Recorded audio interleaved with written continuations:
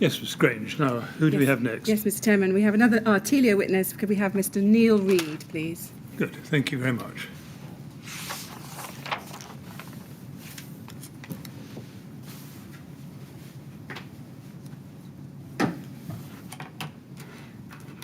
Please read out the witness affirmation text.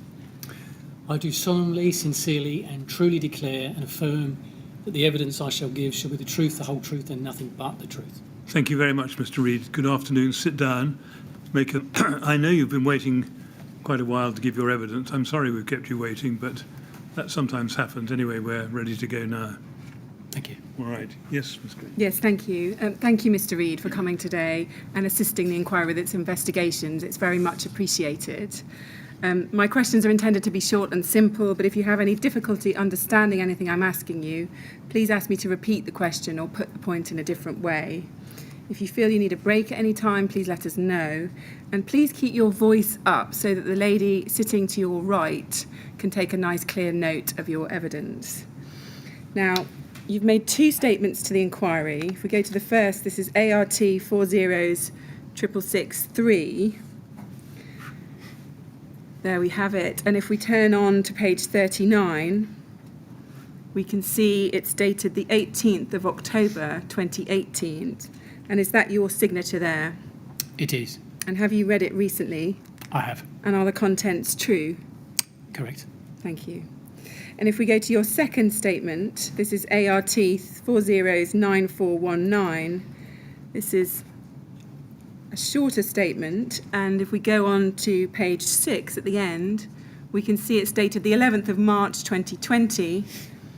And again, is that your signature there on that page? It is, yes. And have you read that statement recently? I have. And are the contents true? Correct. Have you discussed your statements or your evidence with anybody before coming here today? No. No.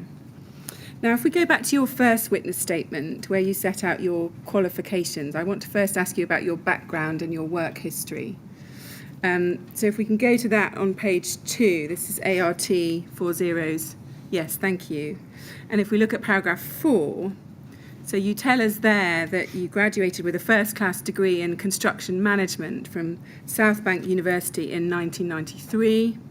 And since 1997, you've been a member of the Chartered Institute of Building. And then since 2004, you've been a member of the Association for Project Management. Do you still hold those memberships now? I do. Yeah. And in paragraph 5, you tell us that you began working for Artelia in 2001.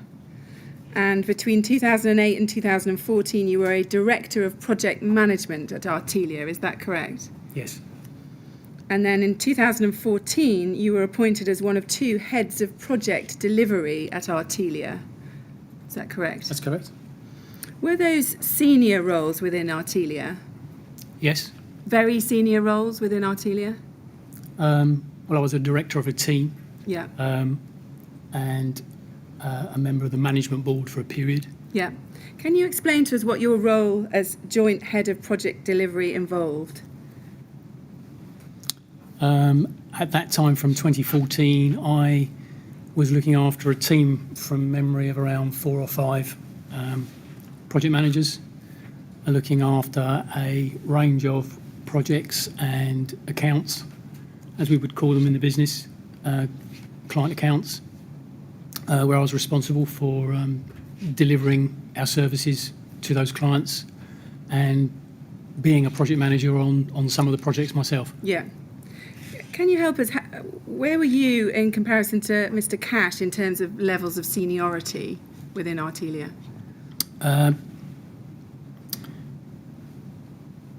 Sorry, as the head of project delivery? Yes. I think it probably would have been a notch below Simon. I think, Right. I think Okay. Simon remained a board member, a Yeah. management board member, if I that's see. the right term. Yeah. And is it right that your role on the Grenfell Tower refurbishment was to come in as employer's agent? That's correct. Yeah. And you took over that role from Phillip Booth in March 2015, is that correct? Yes. And you tell us in paragraph 6 of your statement that you left Artelia in July 2015 and you formed your own company called Resol Group Limited. Is that right? That's correct. But just to confirm, is it right that despite leaving Artelia, you continued to work on the Grenfell project? I did. And did you continue to work on the Grenfell project in the same capacity, that is, as employer's agent? Yes. And is it right that your company was appointed by Artelia pursuant to a consultancy service agreement in July 2015? Yes. And did you continue in that role as employer's agents, albeit on a consultancy to Artelia? Did you continue through to practical completion in July 2016? That's correct.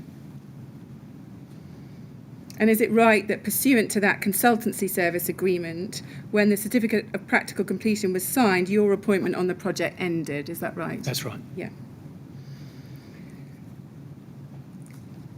Is it right that you've worked in construction management roles for the entire length of your career since the mid-1990s? Yes. Well, we need to be careful with the term construction management, but Yeah. I was involved in managerial roles in both contracting and consulting environments. Yes, thank you. Yes. That's helpful. And would it be right to say that you are very experienced in the management of construction projects? I think that's a fair comment. Yes. Now, before the Grenfell Tower refurbishment project, had you personally ever worked on any high-rise residential projects before? I'd worked on a project very early on with AUK in the early noughties, around 2002 or 3, on 3 10-storey tower blocks Yeah. that involved window replacements, Yeah. communal works, facade repairs, not cladding, so to speak, Yeah. with residents staying in place. Yes, that's helpful. Yeah. And what about any projects, high-rise projects involving the overcladding of the building? Had you been involved in any such projects before this one? No. Had you ever worked on any projects which had involved ACM cladding, whether low-rise or high-rise? No, not to the best of my knowledge anyway. Yeah. Now, we know that you took over from Phillip Booth as employer's agent in March 2015. And is it right that at the time you took over, it was anticipated that there were just a few months left until practical completion, some 6 or 7 months left at that point? I think that's correct, yes. Is it difficult to take over a project as employer's agent at such an advanced stage? Is that a difficult thing to do? It can be challenging, but many projects involve the same skills. Yeah. So whilst you might, there's obviously historical context that gets lost in that process. It's inevitable. Yeah. And is it right that you were assisted in the employer's agent role by Nick Valente and later Andrew Malcolm, both of whom were deputy employer's agents? Is that right? That's correct. Yeah.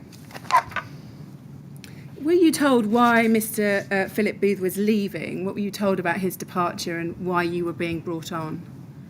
I don't really recall, other than I thought that Philip was leaving the business, is what I recall. Yeah, I see. Now, Phillip Booth has explained to us that between March 2015 and June 2015, when he was appointed to another full-time project, you essentially had a handover period for the employer-agent role. Is that right? That's not what I recall. Okay, what do you recall? I may be mistaken, but I don't believe there was a handover from Philip in the way you describe. Yeah. The handover, if that's the right term, came from Simon. So I don't remember sitting down with Philip per se and going through detail. I mean, Okay. that's my recollection. Yeah. Let's look at an email. This is ART 406678.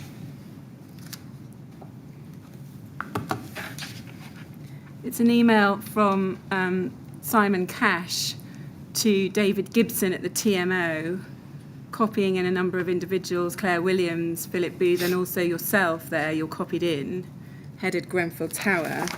And we can see that he says, further to our conversation this morning, I appreciate that things are progressing with the Grenfell Tower, and the Artelia team have developed a good working relationship with the TMO, in particular Claire. However, a number of projects that Phillip Booth is working on have bunched up for various reasons, and his availability to give this project the input that it really needs to make it a success has come under a lot of pressure. Therefore, to maintain the level of service that is necessary, I would like to introduce a new senior project manager to the project. Neil Reed is head of project delivery for the project management team. Is that PM team? That's correct. Yeah. And has a wealth of experience of working on this type of project. I've had a briefing session with both Neil and Nick Valente, and Neil is already getting well up to speed on the current issues that need to be dealt with on the project. Neil will be attending the project meeting tomorrow, and hopefully you will have an opportunity of meeting him then. So we can see that that's how you are introduced to the project.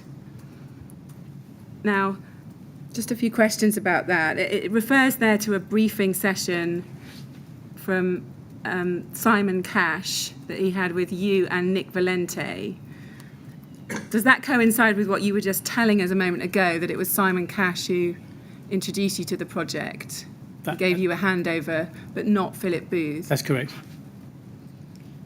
And there's reference there to Neil is already getting well up to speed on the current issues. That's in the final lines there. Can you recall what were the current issues which you were being told about at that stage? I recall the project was in some delay. I would call distressed, and that I think that was the main theme of that conversation. It was in distress. Yeah. The TMO as client had a hands-on role. Yeah. So the arrangement around us as Artelia having no design responsibility was made clear to me. And I think it was fairly soon after this conversation that there was a meeting. That's really all I recall. Those were the themes from that first meeting. Yeah.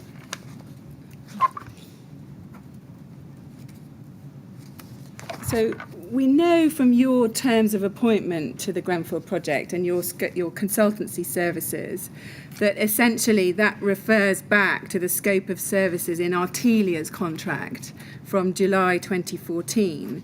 Can I check, did you yourself read the contract between Artelia and the TMO when you were appointed to I the did. contract? And when you took over, did you understand that you were not the designated project manager for the refurbishment? I did. We see here in this email, kind of in the middle of that paragraph, that Simon Cash there says, therefore, to maintain the level of service that is necessary, I would like to introduce a new senior project manager to the project. Do you know why Simon Cash was referring to you as project manager there, or in what way was he using that word, or those words?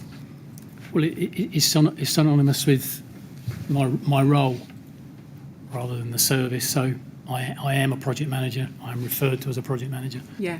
What I do is project management. So elements of what I do is project management. So that's quite normal to see that. But were you clear that your role was as employer's agent and not project manager? Very clear. Can you help us, in your own words, about the difference between a project manager and an employer's agent? Okay. An employer's agent is a unique term used by the JCT Design and Build contract to administer the terms and obligations under the build contract. Project management. Project manager is a role, is a function, and in my experience would often go much broader than the services that are provided by an EA. It's that simple. A project manager by definition would do everything and anything required of a project that perhaps the EA is not doing. Yeah. And is it right that a project manager would usually have some form of delegated authority to be able to make decisions on behalf of the client? Yeah, that's quite normal. Yeah. Yes. In your experience, do refurbishment projects like the Grenfell Tower project need a properly trained designated project manager in the way we've just been discussing, with oversight of the whole project? Do they need that kind of skill? I would say so, yes. Could you do a refurbishment project like the Grenfell Tower project without a designated project manager?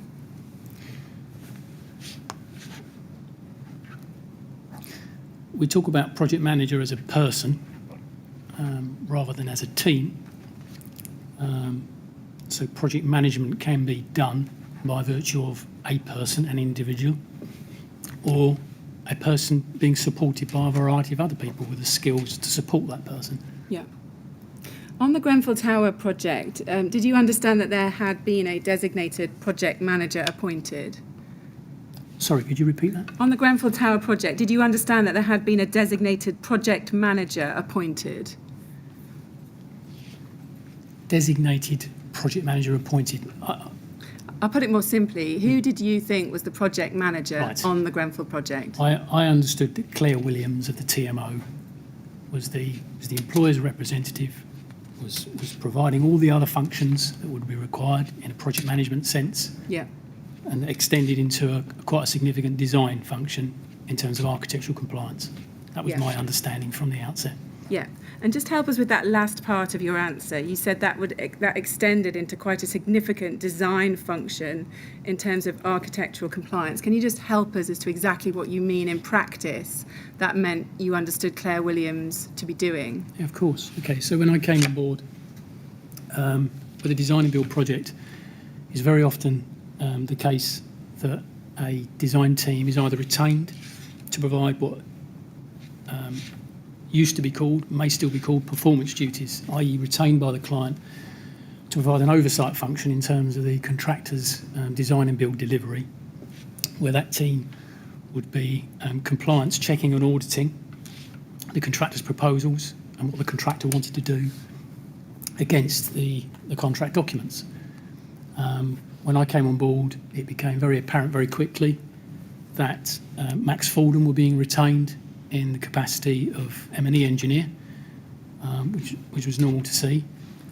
But I'd come to recognise that I think it's Studio E were either novated or switched, I think is the term in the industry. They went on to work for the builder, which for me meant, okay, so who is going to be providing the oversight function in terms of architectural compliance?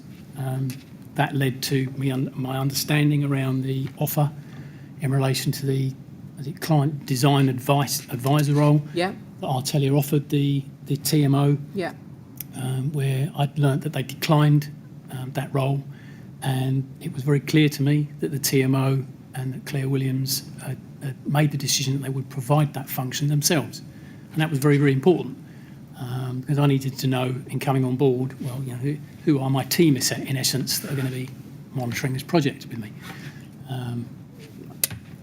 I hope that answers your question. yes. And in practice, did you ever become aware that the TMO were carrying out that compliance checking against the contract document function that you've just described? Sorry, could you repeat the question? Yeah, in practice, were you aware that the TMO were in fact carrying out that compliance checking function that you've just described? Well, I saw Claire actively involved in discussions around design matters and making decisions and offering direction, which is what I would expect to see. Yeah, But when I'd come on board, I also understand that the TMO had taken the decision to appoint a clerk of works or site inspectorate role to support them in my view, in fulfilling that duty, which again would be quite normal. yeah. So you've spoken about that there is a need on the client side for somebody doing a compliance checking role. Did you understand, let's take them in turn, that Claire Williams was checking for compliance, say, with the building regulations? Not so much the building regulations. I think that's in a way that's a separate matter, because the building regulations are governed by the building control process and the building control officer. So I mean that's a separate work stream. They sit by side. In terms of the rest of the requirements, in terms of compliance checking, I understood the TMO and Claire Williams were monitoring the contractor's proposals be they statements, drawings or otherwise, Yeah. setting out what they were proposing to do in Yeah. response to their obligations under the contract. Yeah. So I saw that happening Yeah. in dialogue, in email communication Yeah. mainly, etc. And that would include checking that what was being proposed by the contractor, as you say, either in drawings, specifications, etc., was consistent with what was in the employer's Yes. requirements. Correct. And take the TMO then, the Clerk of Works then, and we'll talk about them in due course. Sure. John Rowan and Partners. Did you understand at the time that it was part of their role to be checking the works for compliance with the employer's requirements? That was my understanding, yes. Did you also understand that they were checking the works for compliance with statutory requirements, including the building regulations? I wouldn't necessarily be expecting them to do that explicitly, but to explain, if the design had obtained its building regulations approval, the building regulations process involves a full plans approval. The plans are submitted when they're available, submitted to building control. They would approve the plans first, and then their inspections would follow later. So if the contractor had submitted proposals that had achieved their full plans approval, by virtue of the building out those plans and people checking against those plans, they would be checking what in theory would be complying with the building regulations. Yeah, But it's not per se looking at the drawings, checking yeah, against codes of practice themselves. I That understand. helps. But that assumes, doesn't it, that there has been some form of checking of some form of crystallised design as part of the full plans application? Yes, Yeah. absolutely. Now, did you ever feel that in practice on the project you were pulled into performing the role of project manager as opposed to the role of employer's agent?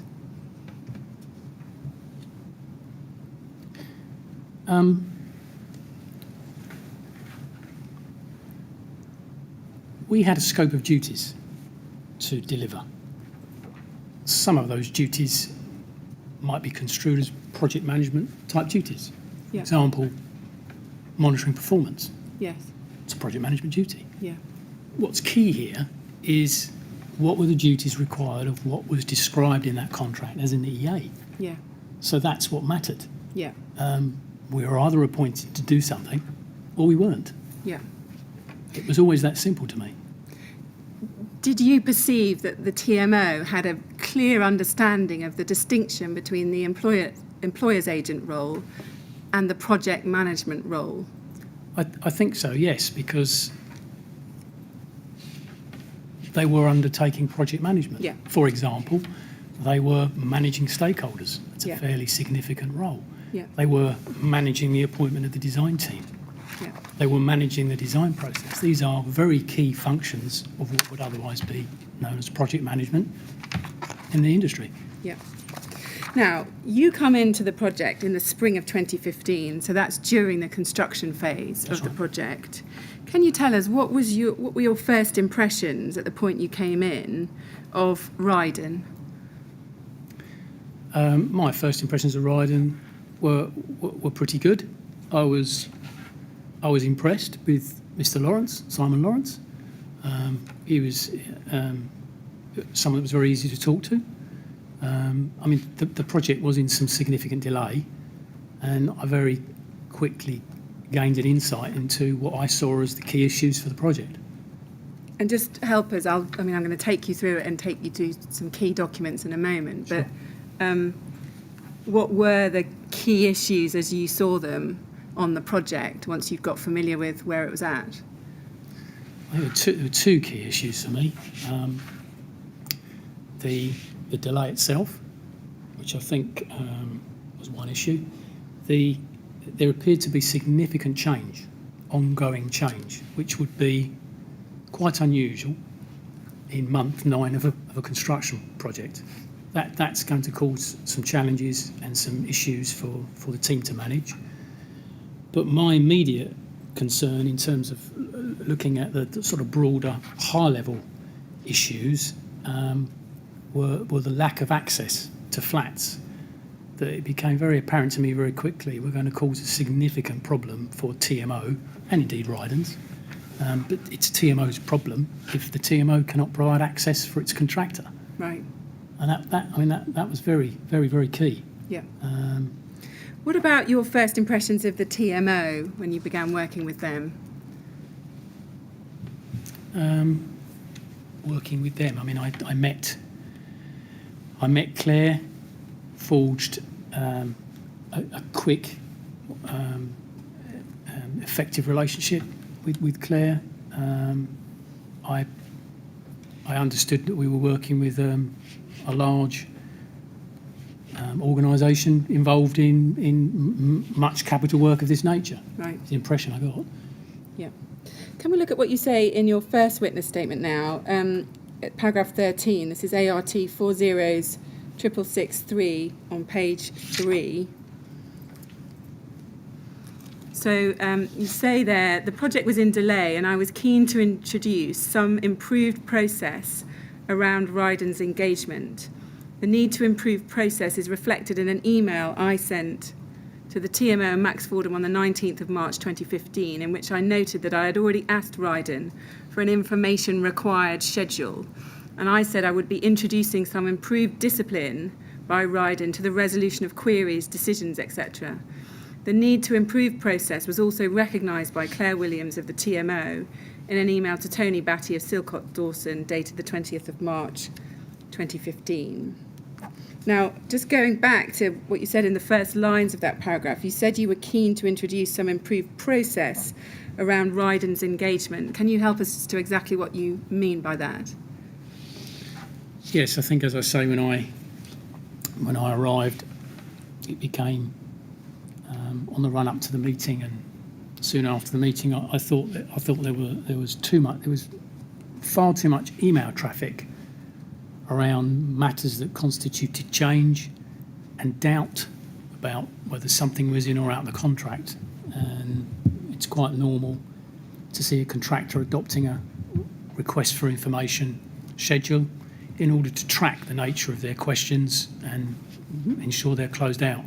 So I think that was missing. You wouldn't expect to see it at month 9.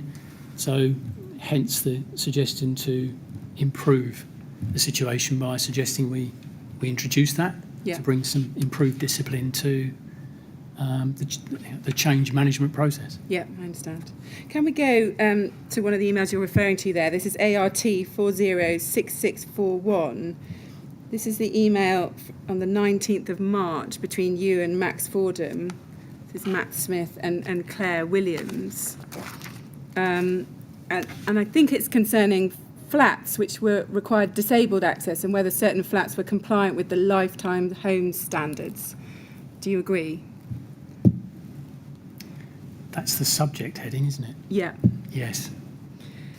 And then in the second paragraph, so just to pick it up there, you say, Matt, I appreciate we have not spoken yet, but look forward to working with you and introducing some improved discipline by Ryden to the resolution of queries, decisions, etc.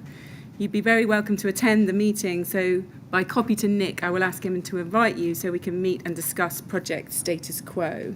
So that's consistent with what you were just describing to us, is that right, about introducing some discipline over the resolution of queries, decisions, etc.? Yes.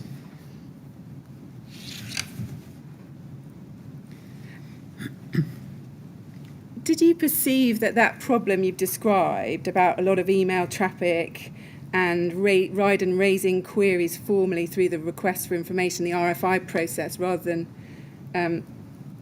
anything else, was that a substantive problem or was it just a communication issue, did you think?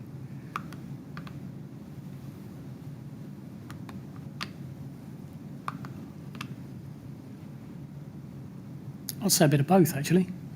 Yeah. Yeah, both. Yeah. And in terms of it being a substantive issue, what would your concern be fundamentally about this email traffic and all these requests for information coming out? I mean, did you have a concern about quality, for example, at this point? No.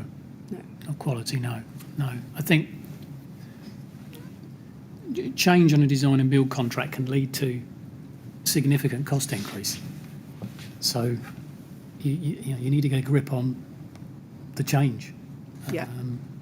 which I think we did. So I was just concerned to identify, what's going on here? Yeah. We're on site. We're 9 months in. We've got a programme. We've got a scope of work to finish. But there's a lot of discussion around: is this in? Is this out? What are we doing with this? This has changed. Again, very unusual.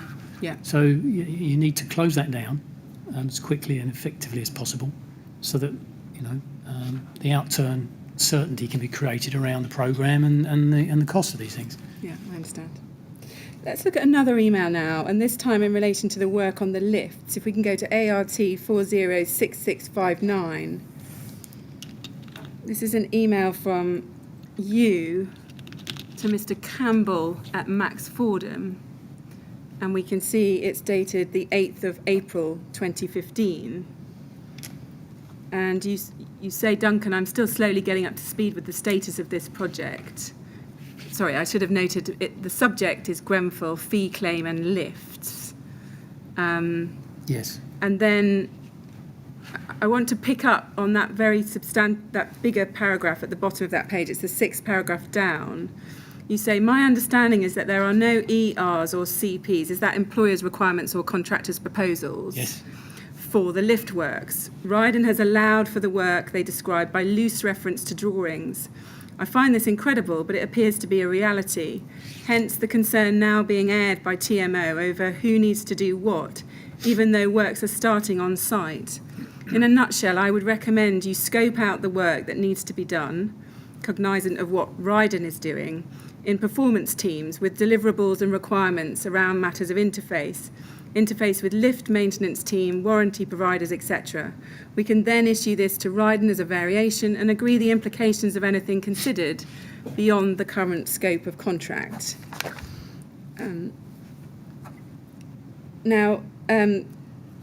Just in terms of the effect of there being no ERs or CP, no employers' requirements or contractors' proposals, so does that mean that there was, in effect, no clarity on what the contractor had to do for this part of the works? I think that's correct. Other than what would have been indicated on the drawings, which I think was very little. Yeah. And therefore no way to hold Ryden to account for what they actually did do in practice? On the lifts? Yeah. At this moment? Yeah. Yes. And there was a risk that Ryden's price for the lift work would be wrong, wasn't there, if that's the case? It might be wrong, but the price had to be predicated on something. And would there be a risk that in practice Ryden might cut corners on the work without it being picked up if you've got no baseline before you start? There possibly is that risk, that's true. Yeah. Yes. Can you help us with this? Was this a one-off problem with the lift package? Or did you feel at the time that this was symptomatic of a wider problem on the project? No, I think this one was unique. Okay. Yeah.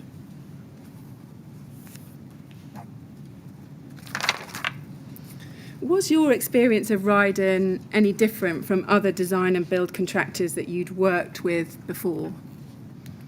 It came to be, yes.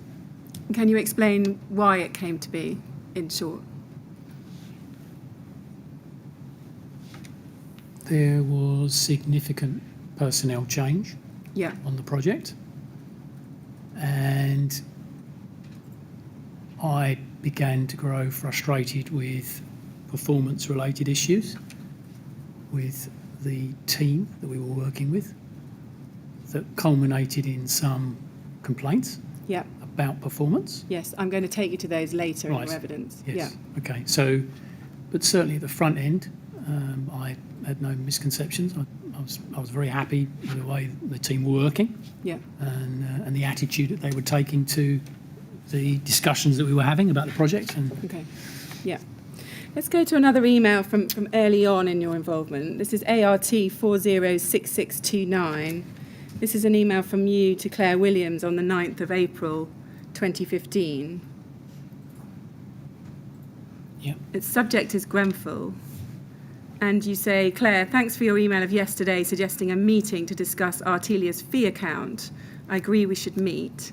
I would like to propose a broader meeting objective and agenda for the following reasons. With my limited involvement to date, I hold a perception that 1, the scope of work that Ryden is doing is not as well understood as it could be. There is significant email traffic of what is considered to be in the contract. 2, the roles and responsibilities of all parties do not appear as clear to me as they could be. Processes for resident liaison, clerk of works scope, architectural compliance monitoring, for example. 3, new risks and issues are arising that need managing, mitigating, and for which financial provision is required in terms of build cost and consultant fee implications. And then you go on to propose a meeting to discuss those issues at a later stage. That's right, isn't it? That's correct. Now, I think you've already helped us with point 1. The scope of the works that Ryden is doing is not as well understood as it could be. You've touched on that already. But just to be clear, who did you think didn't understand the scope well? Was it Ryden themselves or the TMO?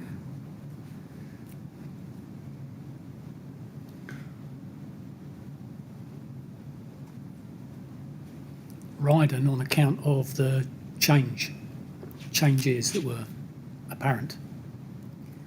I see. So was it your perception that Ryden hadn't properly understood their original scope of works and therefore were raising queries about changes when actually they ought to have known what the original scope of works was? Is that the point? No. Do you want to help me then on I'm trying. exactly what Ryden wasn't understanding as well as it could? I think the outcome of this particular meeting scheduled out the key headings where there were change. I think, Ryden. I got a good impression that Ryden knew what they needed to do, but they were encumbered from doing some of the things they needed to do by virtue of what they were faced with on site. So the HIUs, for example, were a very good example. That's the heat interface units. Correct. Yes. So the assumptions and on which the strategy for that work was based, I think, turned out to be flawed, and there was There was a requirement to revisit how they were going to achieve the outcome of that piece of work. I see. Yeah, that's helpful. And looking at point 2, you're saying it's your perception that the roles and responsibilities of all parties do not appear as clear to me as they could be. Can you just, if we just break this down, you've got processes for resident liaison. Why were you concerned about roles and responsibilities in relation to that? Okay, so coming into the project when I did, one of the areas that hadn't had much discussion, if you like, was about resident liaison, which was going to be a very key theme on this project. Yeah. So that was probably more to do with my misunderstanding at this time, hence perception, that I understood the TMO were very, they were engaged with the residents, and Ryden had, I think, 2 or 3 resident liaison officers on the ground, so there was a process in place, and I understood that Claire was, in essence, managing that process. But why at this point did you think that the processes weren't as clear as they could be? Because it wasn't apparent to me that resident liaison was happening in the way it was. I see. Because, I mean, I wasn't privy to some of the information. I think eventually, around this time, some minutes of a meeting were shared to me. So it started to become clear that there was a process in place. And then clerk of works scope. Yes. Help us as to what you didn't think was as clear as it could be on clerk of works scope. The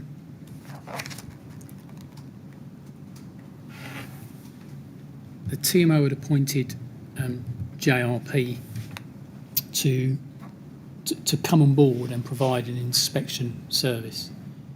But at this moment in time, I wasn't clear what their full scope was, because I came to learn very quickly that they had not been attending progress meetings, which puzzled me. So this was really just about understanding the context for their onboarding, because I don't think they were there from the outset. I don't know when they started, but and it wasn't entirely clear to me what they were doing. Did you subsequently gain a clear understanding of what they were doing? I gained a clearer understanding, yes, because I think I held a meeting with them in June with Claire and with Ryden. I don't think it's a meeting that was formally minuted, which is unfortunate and unusual, but the meeting took place nonetheless, and there are notes of that meeting from my notebook. Yeah.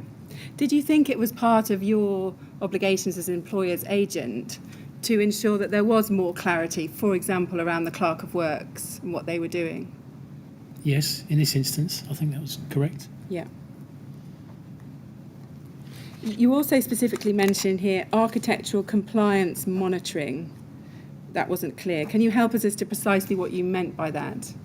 So this is the area we were discussing earlier, where, as a result of not taking up the client design advisor role and understanding that TMO were doing that, this was me wanting to prompt how that was going to be happening, on the understanding that the TMO were going to be fulfilling that service. Yeah. Yeah. So these were the three areas that I was immediately interested in. Were you ever concerned that a lack of architectural compliance monitoring on the project might be putting health and safety at risk? No. Okay. Now, you've said there in that email that you felt that roles and responsibilities of all parties weren't as clear as they could be. Wasn't it part of Artelia's job as employer's agent to clarify those roles and responsibilities? And did you feel that that was something that perhaps should have happened already on the project? So that's two questions. So Fair enough. the first question, yes. I think I had a duty to understand the roles and responsibilities. It's a duty I believe I discharged. And in answering that, I've forgotten your second question. Yeah, did you think that Artelia should have got on top of that earlier in the project? Were you surprised that the roles and responsibilities weren't clear? Well, my perception of the situation wasn't suggesting that something hadn't been done. This was just my perception at that moment in time that these things weren't clear to me. I think what bore out soon after was that the process for resident liaison was actually quite thorough. The architectural compliance clearly was a function of the TMO. The only area that I think warranted a further dialogue and discussion was really the Clerk of Works scope. Yeah. So in my view, this was really about me. Yeah. The roles and responsibilities of everyone else were pretty clear. I see. Okay.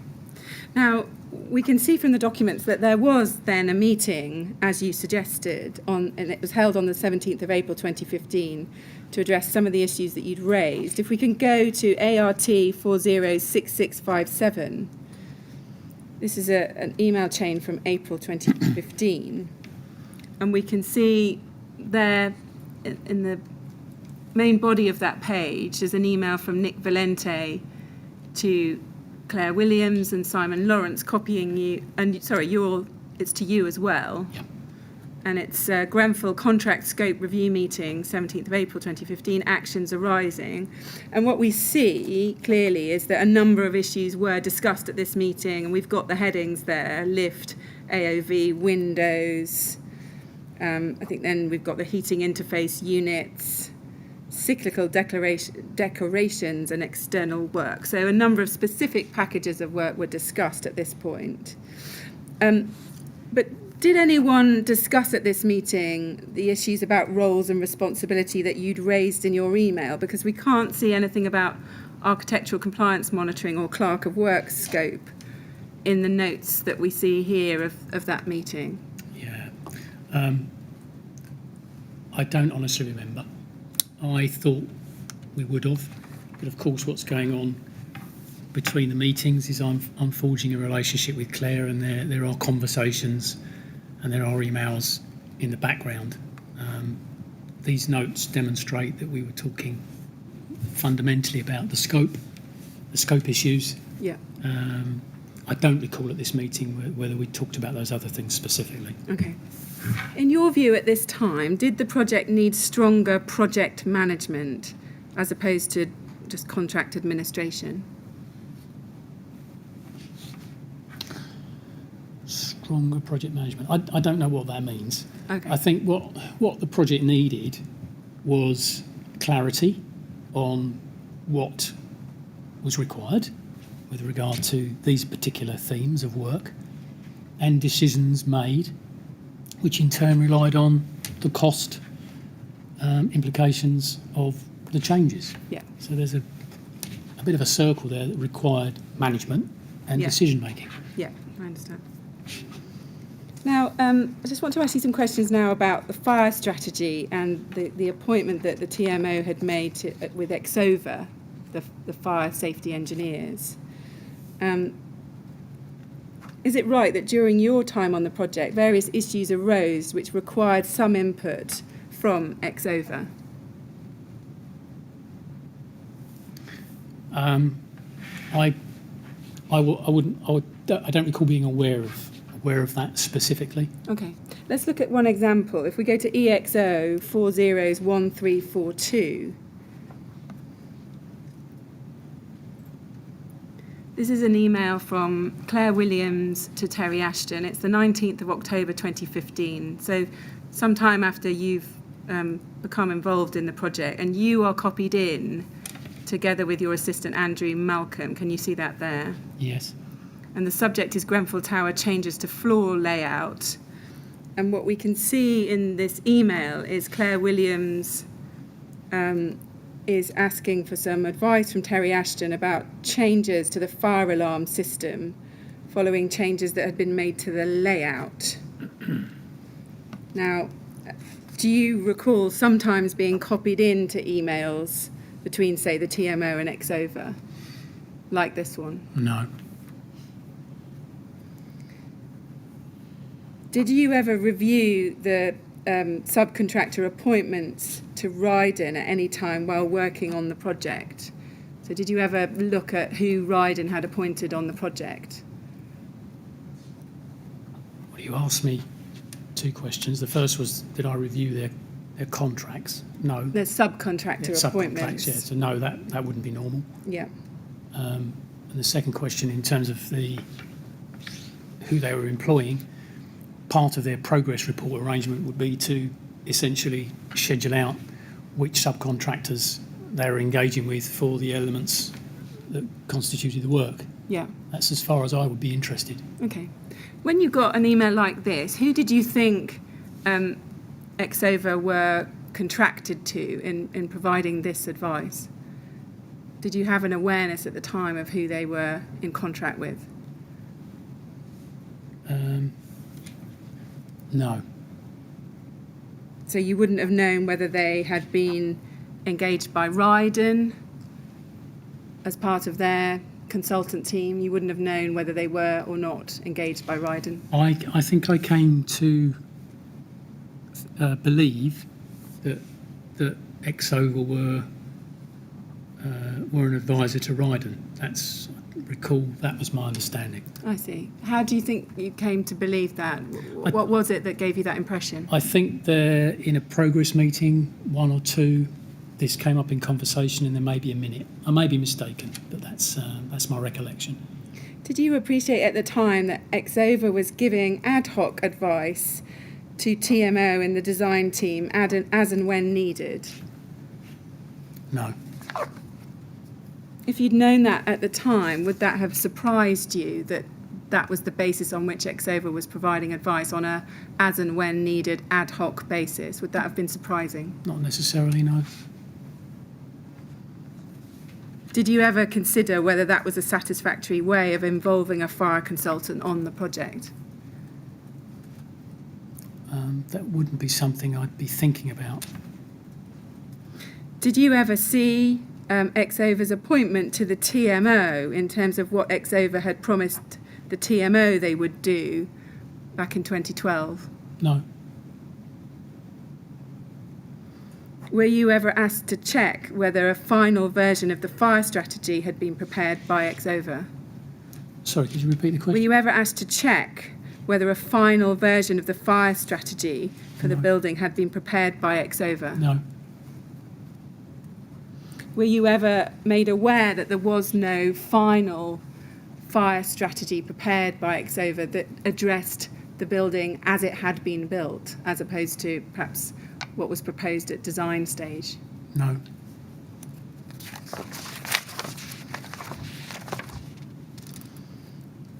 So I now want to ask you a few questions about how the design decisions were made on the project. Can we start with your first witness statement? If we can go to this is ART 406663 on page 3. And I want to look at what you say at paragraph 10.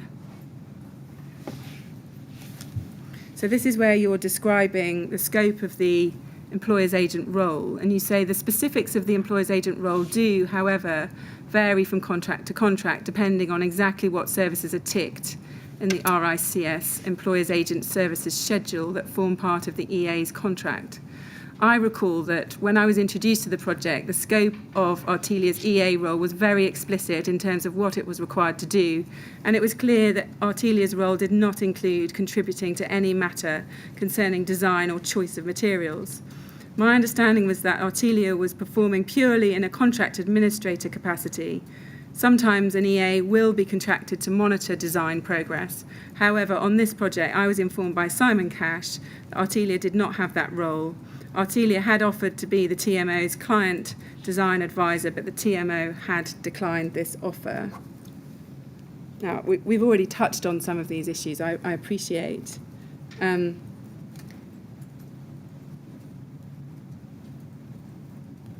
Can we just look at the Artelia contract against the background of this now? If we go ART 405742, page 47.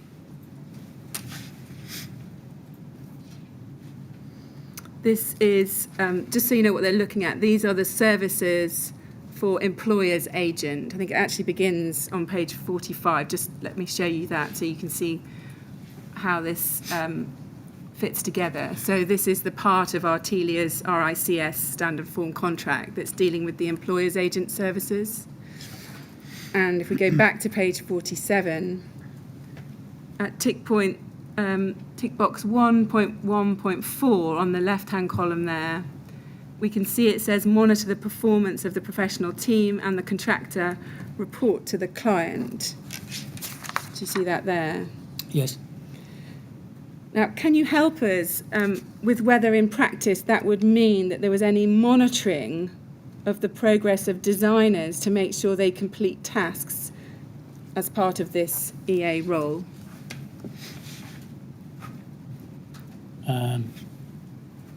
Designers forming part of the professional team? Yes. Yes. Yes. Yes. So is it right that an employer's agent would be expected to be aware of progress in the design work Yes. on behalf of the professional team? Yes. Yeah. And once Ryden come on board and we've got the design and build contract in place, they then have Studio E novated over to them. What in practice would that role involve at that stage? If you're monitoring the performance of the professional team and the contractor, are you still monitoring the design and build contractor in terms of progress of its design? No.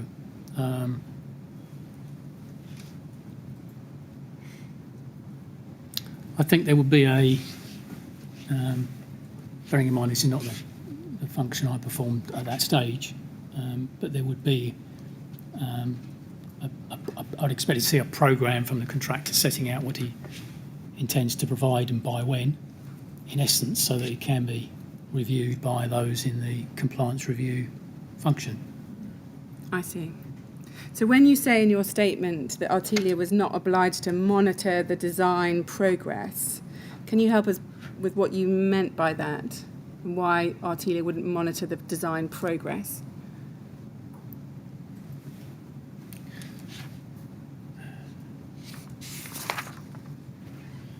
Well, let's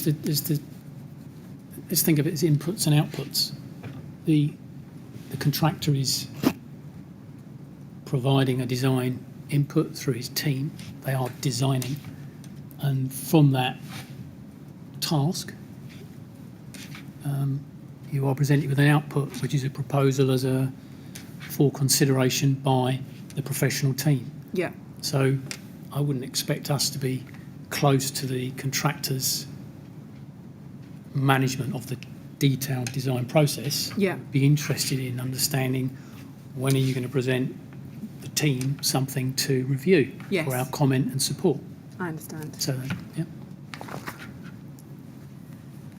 Now, you go on in your statement, if we can go back to that, your first statement, ART 406663 on page 3, and this time paragraph 11, you say, I was therefore mindful during the project of the limits on Artelia's EA role and that Artelia was not to be involved in design issues. There were occasions when the TMO tried to involve Artelia in design issues, when it was necessary for Artelia to push back and remind the TMO that this was not our role. I refer to some examples of this in paragraphs 64 to 76 below. And then you give us a number of examples, and I'm not going to ask you about all of them, but just a few key points, if I may. Design team meetings, if we look at your stay with this first statement and now look at page 19, paragraph 65. You say there, on the 20th of March 2015, shortly after I'd become involved in the project, I quickly started to encounter the TMO looking to involve Artelia in design issues that were outside Artelia's appointment. This is reflected in an email I sent to Twitch in Lim on the 20th of March 2015, when I queried the appropriateness of Artelia attending a meeting that appeared to be relevant to design, and in the email of the same date, which I refer to in paragraph 16 of my statement. Now, let's go to that email that you're referring to there. It's ART 406670.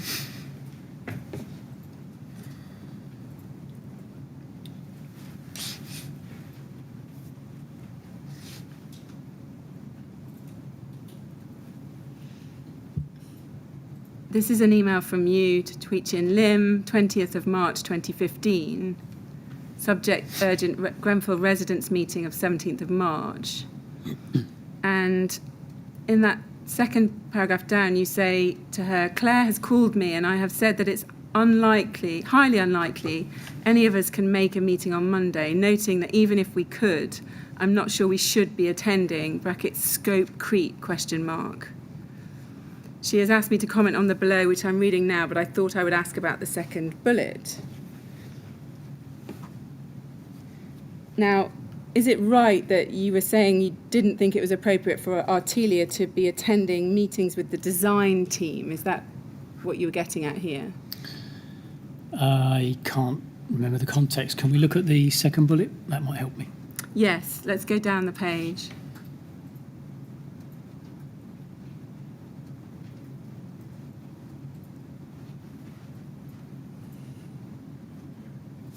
Don't know whether, is there a second page to this email string? Yes, there we can see the second bullet. So this is about the HIU, the heat interface unit location. And she's asked you and Matt Smith of Max Fordham, do you have any queries over the text? I have asked Artelia to understand any cost implications of relocating the HIU from the kitchen, boxing in, etc. So that was her second bullet point.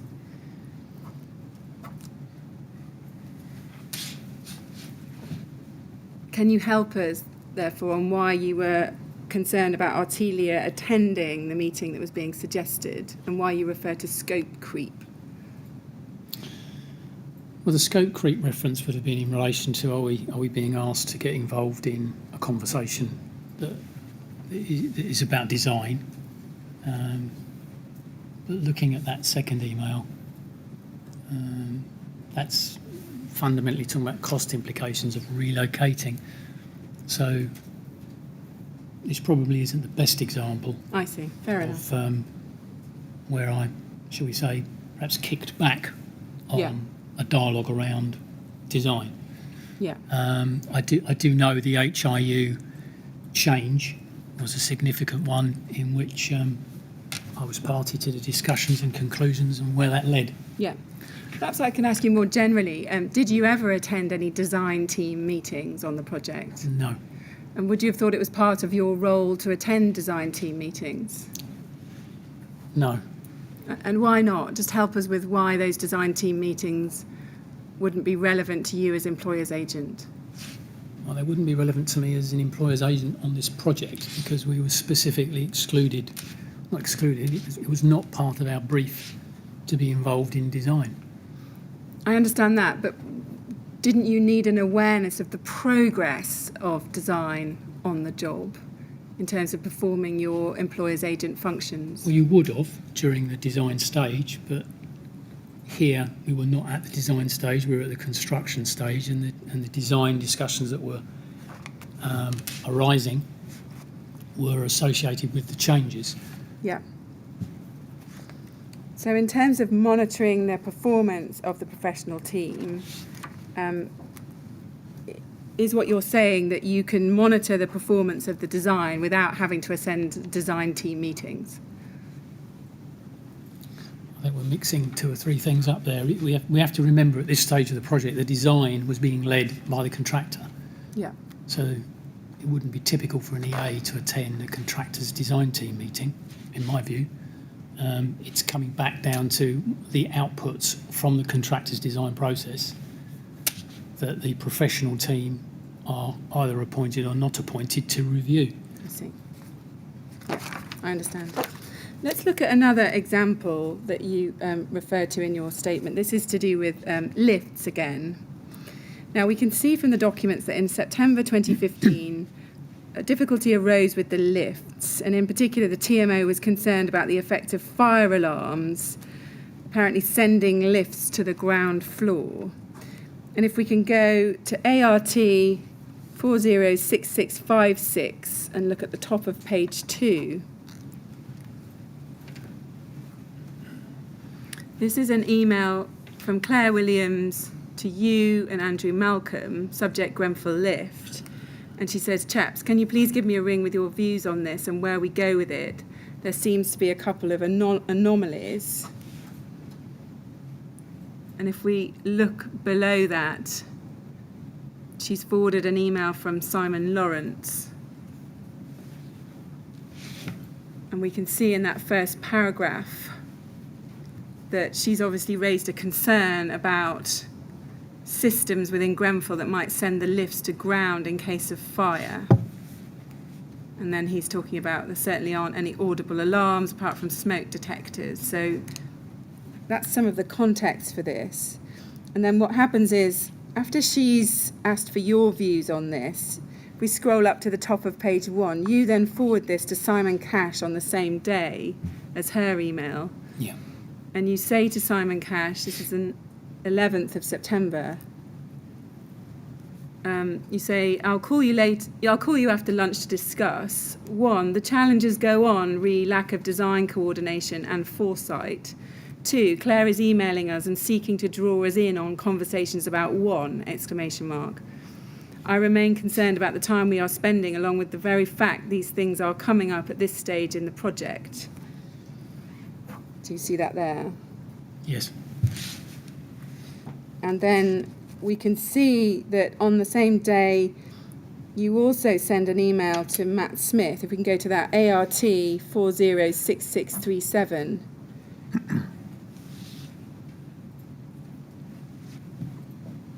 And you say to Matt Smith, Matt, does the below matter fall within the scope of your services, please? If not, do you know with whom it does? So you're trying to find out if it's something Max Fordham can help with.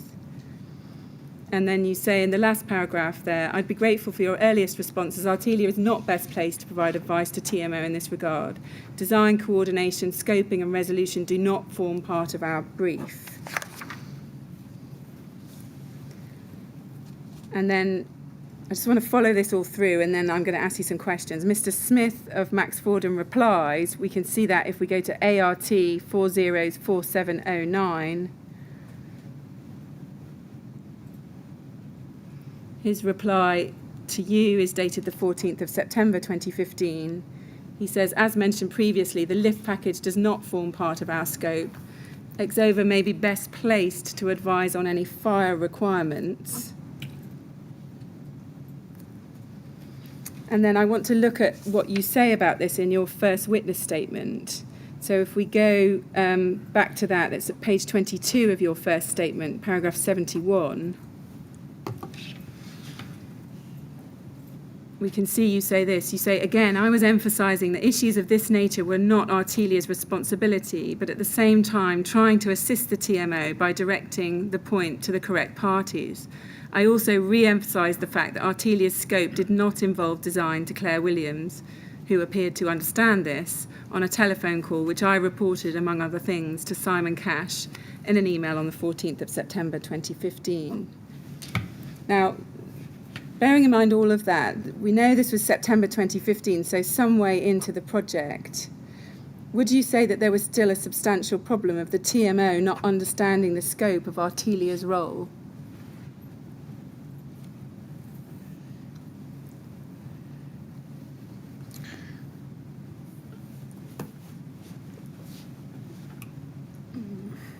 A substantial misunderstanding of Artelia's role. Was that your question? Yeah. No, I don't think there was a substantial misunderstanding of our role. I think that there was a lot of dialogue around changes and gaps appeared that perhaps surprised Claire as much as me. So I'm just seeking here to point her in the right direction to get the outcome that she needed, I see. without being drawn in to something I felt was outside of our scope. I see. I mean, you say there in that paragraph of your witness statement that Claire Williams appeared to understand this. That's right. Did you think in reality that the TMO was trying it on from time to time to get you involved in these design issues, even though they knew that wasn't part of your scope? Is that what was going on? When you put it like that, you make it sound as though they were doing it deliberately. Whether I think there was perhaps just sometimes a knee-jerk reaction, albeit it was consistent to ask us for our help.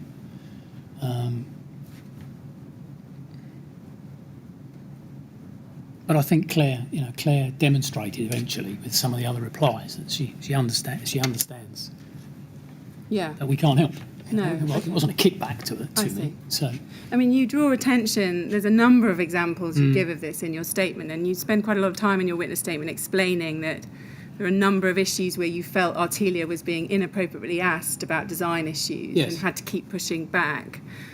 Are you merely telling us about that in your statement because you're seeking to demonstrate that Artelia was always very clear about the scope of its role? Or are you telling us about it because you felt that it was a significant problem on this project?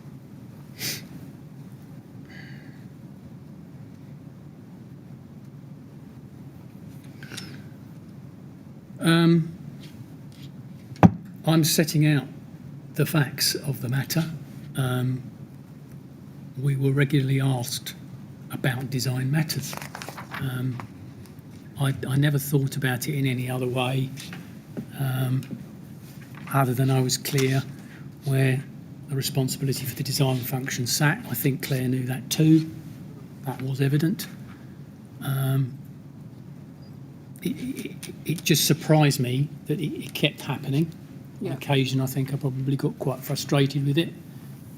I didn't read into that in any other way than our client keeps asking us to get involved in design, and at some stage I think I'd suggested to Simon that he may wish to remind and escalate the issue and remind them this is just not part of our scope. It shouldn't be happening. Yeah. Can we look at another email chain on this? ART 406577. This is another exhibit to your statement, paragraph 71. And it's a log that you sent to Simon Cash, Yes. referring to telephone conversations you've had with Claire Williams. And if we go and just look at the entry you've got there on the 11th of September 15, at the very bottom of that table, it says emails, lift queries, program meeting, CDM 2015. You list various things out there. And then in the second line, you say catch-up call from Claire, lift fire issue. Mentioned our scope not being design and apologised if I appeared terse in some emails. She understood and said this was fine. Thanked me for addressing lift query, emails to Max Ford and lift queries. So you say there that you apologised if you appeared terse. Does that reflect the frustration that you've just told us about, that perhaps you did get a little bit frustrated with the number of times you were being asked to help out on design issues? Yes. Yeah. Now, if we look from something from 2016, so later in the contract, if we go ART 406672, this is an email you wrote to Simon Cash on the 9th of May 2016. In the first sentence there, you say O&Ms are unacceptable to the Clerk of Works. Now, we're going to come back to look at the whole question of the health and safety file and the O&M manual later. And then you say this. This is just a flag that this is becoming a farce. Despite all our efforts to ensure a smooth landing, I have to say I don't think I've ever worked with a contractor operating with this level of nonchalance. We are all getting sucked into doing far more than we ought to at this stage of the project. I'm wondering if you need to write to TMO to express our concern and what we are endeavouring to do about it. Additional site visits, additional meetings, endless emails on design-related issues that don't concern us as Claire is the design lead, etc., challenging the contractor, etc. Now, at this stage, I'm going to come back to ask you about Ryden and the comment you made about nonchalance. So can we just park that bit for a moment? Yes. But the comment you've made there about we're all getting sucked into doing far more than we ought to at this stage in the project, wonder whether we should write to TMO, does that indicate to us that you still had some concerns about this even much later in the project in May 2016? Yes, I think I mean you fast forwarded quite some time there, and the issues at this stage were more about the performance of the contractor, mostly in that sense. But yes, in answer to your question.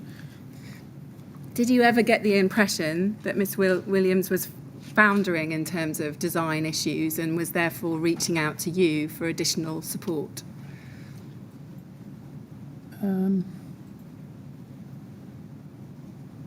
Did you say found?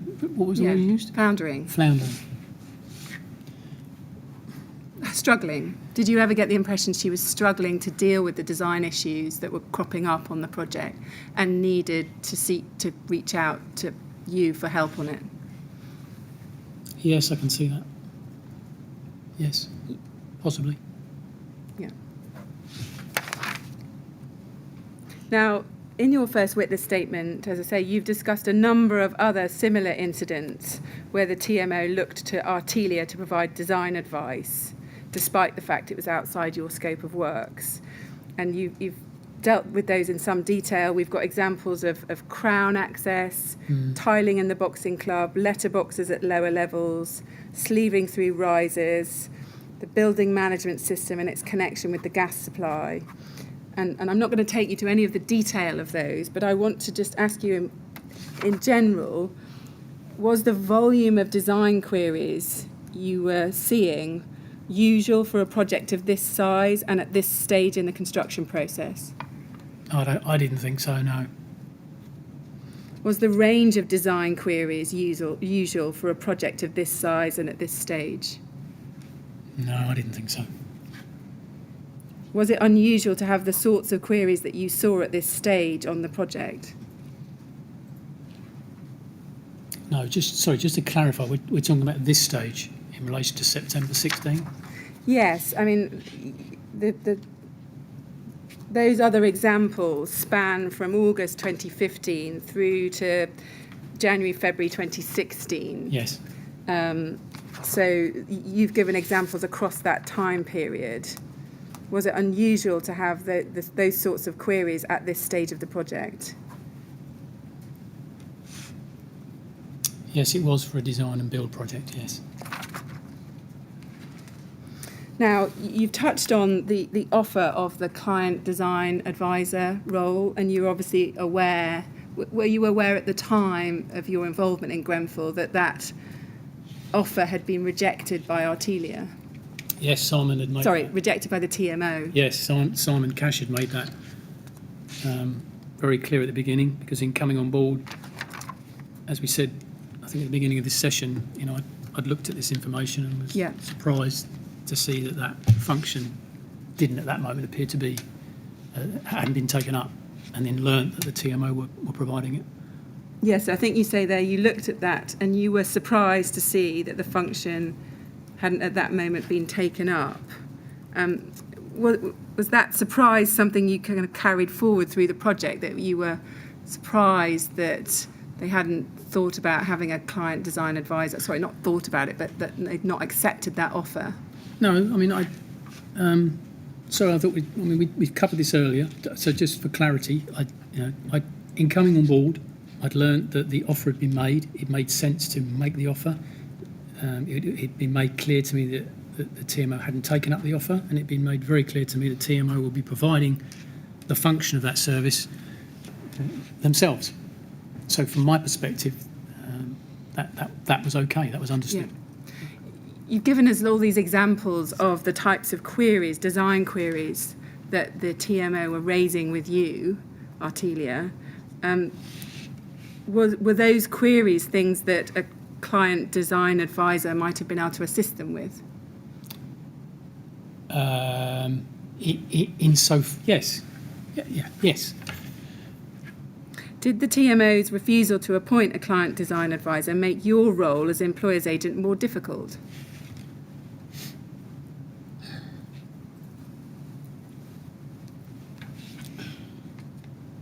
I don't believe so. Did you ever have a conversation with the TMO that they might appoint a client design advisor to assist them even at a later stage in the project? Sorry, could you repeat? Did you ever have a conversation with the TMO No. about appointing a client design advisor later in the project? No.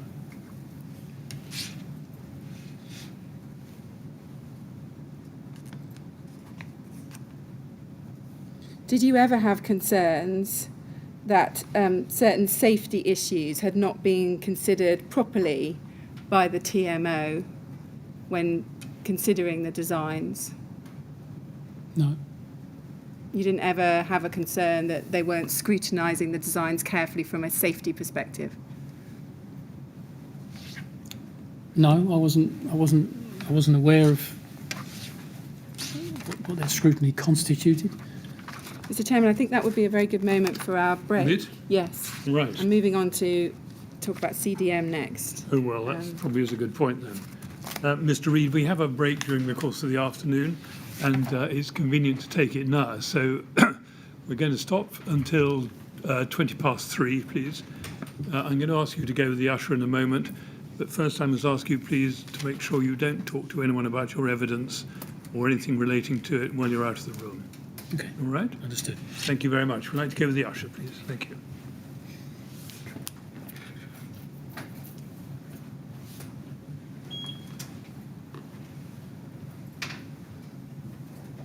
Right, 3:20. Thank you. Thank you.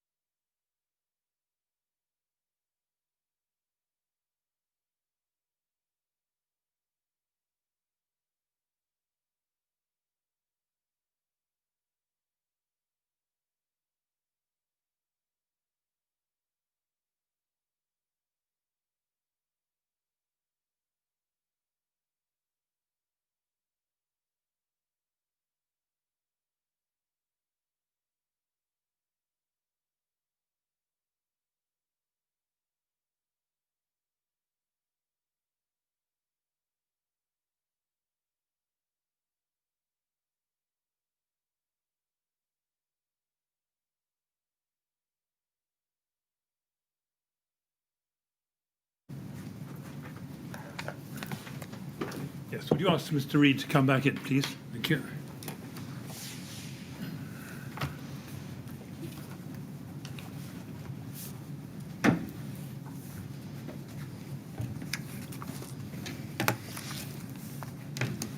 Right, Mr. Reid, ready to carry on? Sure.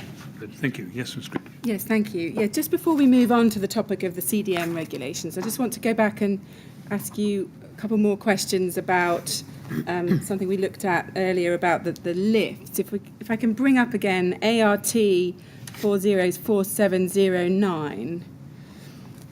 So if you recall, I was asking you some questions about an issue that had been raised by the TMO about the effect of fire alarms apparently sending lifts to the ground floor. And we saw that one of the things you did was check with Max Fordham whether it was part of their scope of works. And here we've got Matt Smith saying to you on the 14th of September, as mentioned previously, the lift package does not form part of our scope. Exova may be best placed to advise on any fire requirements.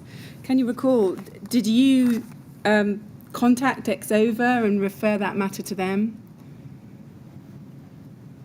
No, I don't remember, but I don't believe I would have done that, no. And why don't you believe you would have done that, given Exova are being flagged here about Max Fordham as someone who might be best placed to advise on that? I didn't recognise the team I'm engaging with is Max Fordham, so a reference to another party that I recall were advising the contractor. I don't think I did anything with this, and I wouldn't have done anything with this. Yeah. So does that go back to your evidence that at the time you wouldn't have seen Exova as part of the TMO team? Correct. Yeah. Okay. So the CDM regulations, now we know that just as you joined this project, the CDM regulations changed, didn't they? So prior to April 2015, the CDM regulations 2007 were in effect. We know that there was then a transitional period between April 2015 and October 2015. And then from the 6th of October 2015, the new regime was in place. That's right, isn't it? That's correct.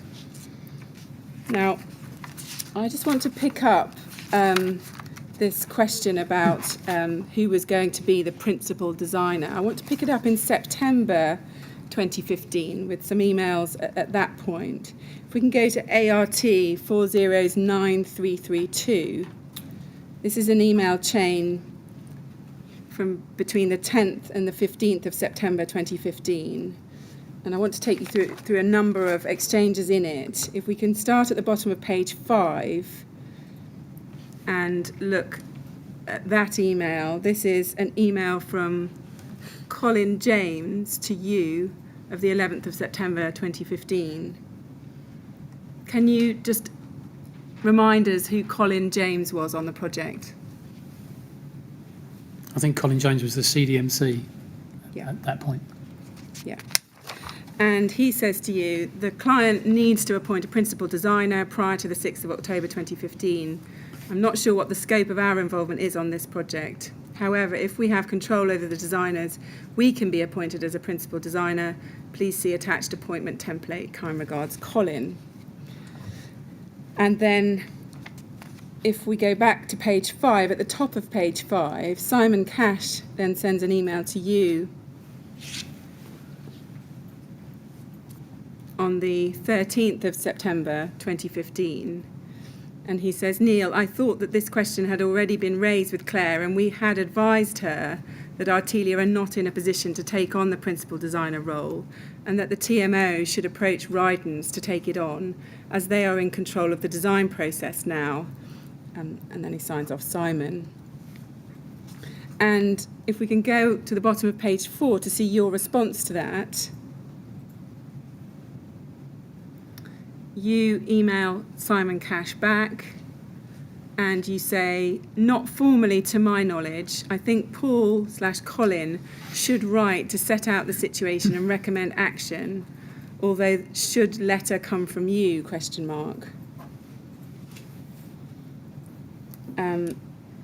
And then can we see another email that you send to Simon Cash on the 15th of September? This is at the bottom of page 1.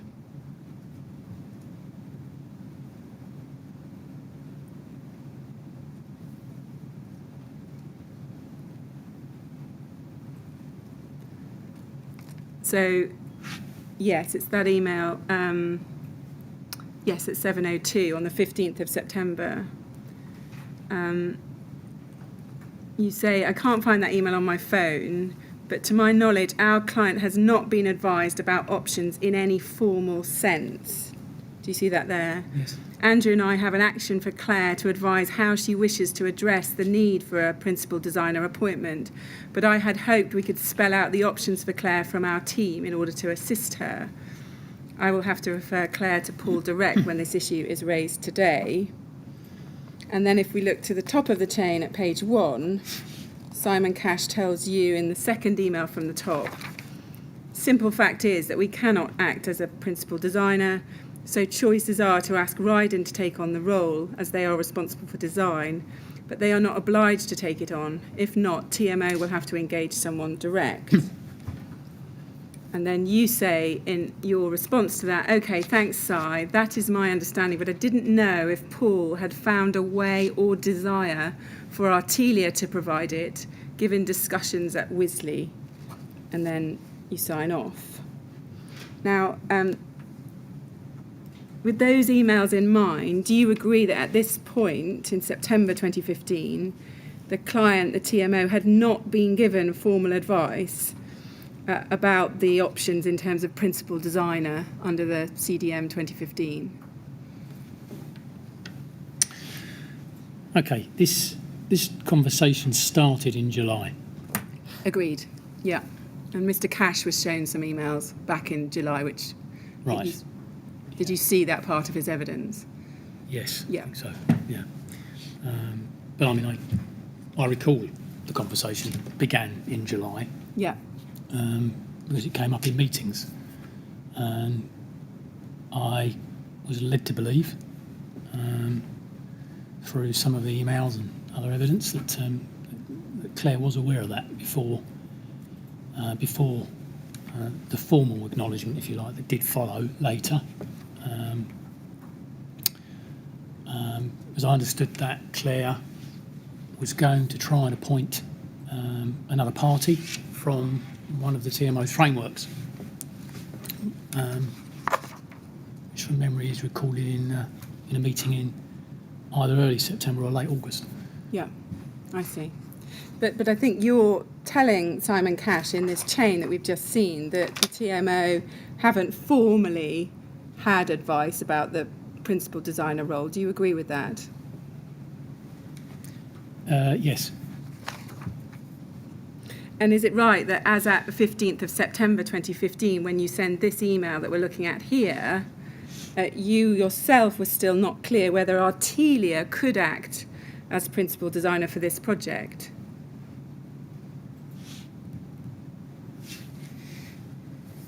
Correct. And is it right that as at this date, the 15th of September 2015, Artelia had not made it clear to the TMO that they were not prepared to act as principal designer? Sorry, could you repeat that? Yeah, as at the 15th of September 2015, is it right that Artelia had not made it clear to the TMO that they were not prepared to act as principal designer? I thought they had. Okay. Now, can we go to ART 406731? These are the minutes of Progress Meeting 15 on the 15th of September 2015. And is it right that you took these meeting minutes? It says from Neil Reed there. Yes. Yeah. And we can see you're present at the meeting at the bottom of that table there, one line up. If we go on to page 7, at the top of the page, point 7.3, we can see there's a minute there, CDM 2015, CW Claire Williams to appoint a principal designer from the TMO's new consultancy framework. Do you see that there? That's right. So is it right that as at the date of this meeting, you were clear that the TMO knew it had to appoint someone other than Artelia to be the principal designer. Yes. And had that been made clear to the TMO at this meeting? I don't recall. I don't recall the dialogue at the meeting. I remember there was discussion, and that the framework this framework arrangement was an option. So the action coming away from that meeting is that's what the TMO were going to do. Yeah. So it was clearly in consideration before the meeting. Yeah. So this wasn't discussed at the meeting and a decision made at the meeting. This was just a record of a decision they'd made following exhausting from memory the other options that may have been available to them. I see. Now, at this point, the TMO would have around 3 weeks to appoint a principal designer, wouldn't they? Prior to the new regime coming into force on the 6th of October 2015. Yes. And is it right, were you aware that both Ryden and Studio E were asked to be principal designer, but they both refused? Yes. Do you know why they refused? No. And is it also right that at one time some consideration was being given, this is later in September, to the idea that the Clerk of Works organisation, JRP, might be the principal designer? Were you aware of that? Yeah, I was. I think there's an email from me somewhere that acknowledges it. Yes. Because I think it was raised as an option through some discussion I was privy to. Yeah, let's look at that. ART 4093336. This is an internal email within Artelia on the 23rd of September 2015. And you say there to Paul Burrows and Simon Cash, Claire will be appointing the Clerk of Works organisation, JRP, who tell me all their CDMCs are simply becoming principal designers and they see no issue with this transition. I understand other organisations are exercising the same approach. So we can see that you were aware of that. Yes. Do you know why the TMO did not eventually appoint JRP to be the principal designer? No. And we can see from the emails that the TMO subsequently decides to perform the role of principal designer itself. If we can look at ART 404824. This is an email chain between you and Claire Williams on the 1st and 2nd of October 2015. And if we could go down to page 2 and pick this up there. This is Claire Williams to you, 1st of October 2015. And there's a number of points raised. She wants to catch up with you and she's got some issues. And then under point 5 at the bottom is relevant to this topic. It says CDM regulations change. As long as the project team agree the design is fundamentally complete, then we believe the provisions within the legislation allow TMO to request the principal contractor to compile the health and safety file and issue direct without the formal appointment of a principal designer. Can we get this put into the meeting next week and check that the team agree the design is fundamentally complete and get this minuted? So we can see what she's saying there, and then I want to show you your response on page 1 to this. So you respond on the 2nd of October, and under CDM you say, I think this needs to be your call, Claire. I think you mean, is the design sufficiently complete? Read the health and safety file. It does leave the question as to who then checks the file and confirms it is compliant. Would you like Artelia to provide a due diligence role in this regard to ensure the file complies with the employer's requirements and the CDM regulations, as I think we may be able to provide a CDM advisor type role as opposed to the principal designer role? So we can see that's what you say there. Can you help us as to where Claire Williams had referred to the design being fundamentally complete? Can you help us as to what she meant by that?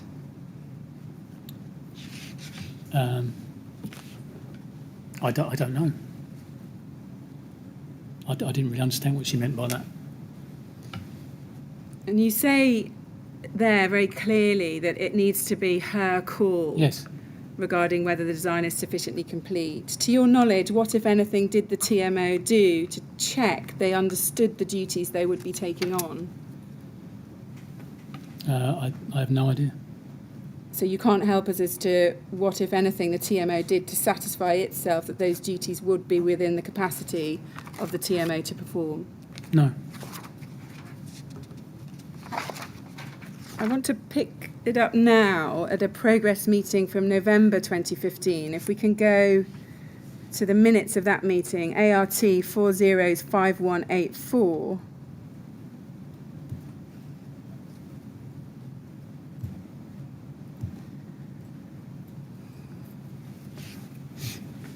If we look here, this is a progress meeting, 17th of November 2015. We can see you're present. Is it right you chaired this meeting? Would you chair these Yes, meetings? I would normally chair the progress meetings, and then Andrew would take the formal minutes. Yeah. And this CDM issue is picked up on page 2. If we go to item 2.8, at the bottom of that page. And it says there, item 3.2, CDM Regulations 2015, AM noted, the PMN, I think that's post-meeting note, is that right? That's right. On previous minutes, copied here for completeness. So what's happened here is a minute from the October progress meeting has been copied over, and that note reads as follows: PMN, under the 2015 regulations, if the principal designer appointment finishes before the end of the works, then the principal contractor takes on the principal designer role. This means the principal contractor puts together the health and safety file for the client for discussion at the next progress meeting. Do you see that there? Yes. And then you can see these minutes continue. It was agreed that Ryden are not the principal designer under the CDM Regulations 2015. The TMO as the client are to undertake this role. And then we can see over the page, it says it was further agreed that Ryden would be responsible for collating and presenting the health and safety file information in accordance with the employer's requirements and the pre-contract information, Yes. and present it to the TMO as principal designer.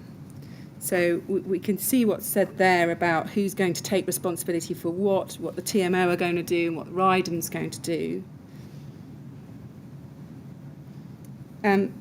Do you remember anything further about what was said about the TMO taking on the role of principal designer at this meeting? No. Can you remember anything further that was said about the collation of the health and safety file? We can see it was agreed that Ryden would be responsible for collating and presenting that information. Can you recall any further discussions about that at this stage? Not further discussion, no, save I know Ryden went on to employ another party to help compile the building manual which encompassed the health and safety file, as I understood it. I see. So how is it going to work as you understood it at this meeting? The TMO's taken on the principal designer role, but is it right that what was agreed was in practice Ryden would be responsible for collating and presenting the health and safety file information under the CDM regs? Correct. I see. Now, I think it's right, and we saw it from your email to Claire Williams a little bit earlier when we were looking at that email chain from the beginning of October, that Artelia did offer a role as advisor to the TMO. Is that right? In their role as principal designer, Artelia said it could provide some advice to the TMO to assist it in discharging that role. Is that right? That's what I understood, yes. Yeah. And there are some emails about that. Do you know whether the TMO ever took up that offer to get advice from Artelia? Well, I don't think a formal offer was made, and no, they didn't take up an offer. No. No. So we can see it's floated in a number of emails Yes. that you could provide that type of support if they wanted it. That's right. And is that it was- right that they never got back to you saying, yes, please, we'd like that support? That's correct. Yeah. Now, on the health and safety file, were you aware, when you were performing your role as employer's agent, that there was no health and safety file for the original building? So no health and safety file had been passed on onto this project from any previous projects. Were you aware of that? I think I was aware of it, but it doesn't surprise me. It's a very old building. But it was an old building that had a number of key pieces of building work going on within it. So there'd been a flat door replacement project, there'd been a lift replacement project. Were you aware that there'd been those previous building projects in relation to this building? No. No.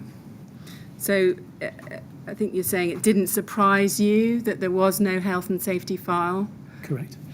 Was that common at the time, that you would get a building like Grenfell with no existing health and safety file? I mean, the regs came into play in the 90s, so health and safety files as a term and as an output didn't exist really before then in any formal sense. So on the basis this was a very old building, that doesn't surprise me. Okay. Can we now look at an email, ART 406299. This is an email chain in March and April 2015. So this is specifically about the subject of the health and safety file. And I want to start by looking at page 2. In the middle of the page, we can see an email from Keith Bushell on the 23rd of March 2015 there about the Grenfell health and safety file. And that email is sent to various people on the project, including individuals from Ryden, Max Fordham, Curtains and Studio E. And you're CC'd into that. Can you see that? Yes. And is it your understanding that around this time Keith Bushell was collecting information to help compile the health and safety file? It would certainly appear that way from the email, yes. Yeah. Is that what you would expect him as the CDM coordinator to have been doing? Yes. I mean, in practice, much of the information that's required for the file does tend to come towards the latter part of the project. So we're in March here, but I think he's setting out here what he's going to be requiring, isn't he? Yeah. I understand that. I understand that, and other witnesses have said it, that in practice it's often left to the end of the project. Yeah. But in reality, wouldn't it have been the position that some information could have been gathered earlier? So the specifications for the products that are used, certificates like fire testing certificates for the products being used could have been gathered. Even as-built drawings. I mean, surely if the construction work is well progressed, those ought to be available. Isn't it good practice to start compiling the health and safety file as you go?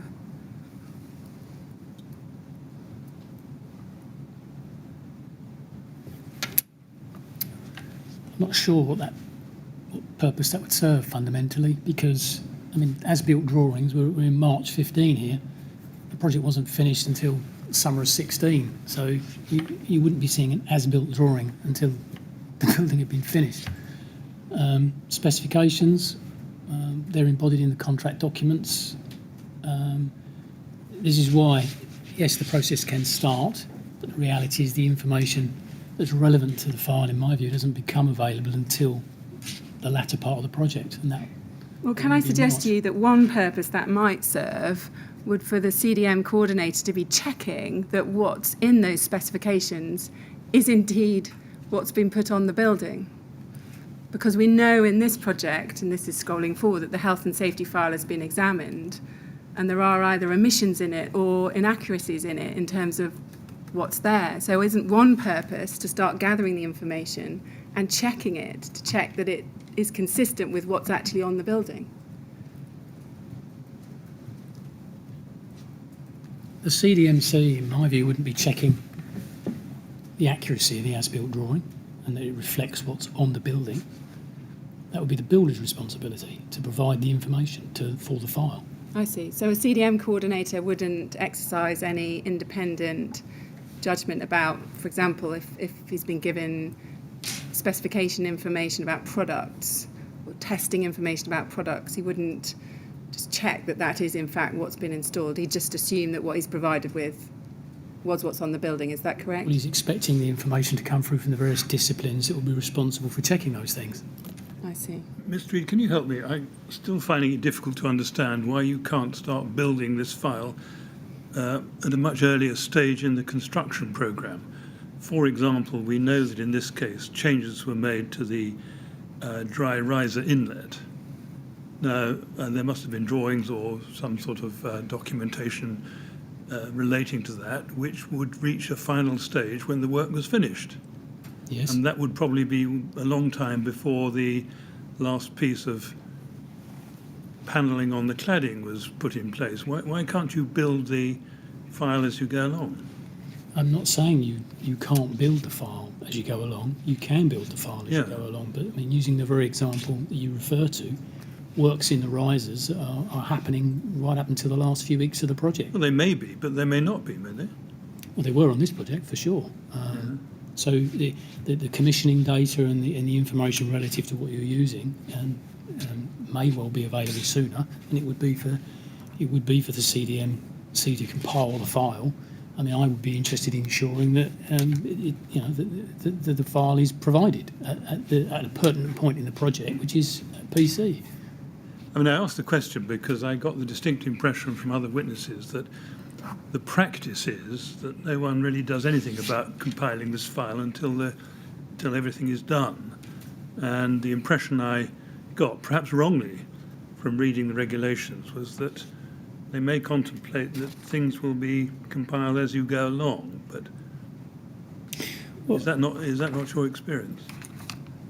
Okay, so I sit here as a PM, as a discipline. I'm not a CDM expert. I'm not overtly familiar with all of the regulations, but I am familiar with the principles and the fundamental output from the process.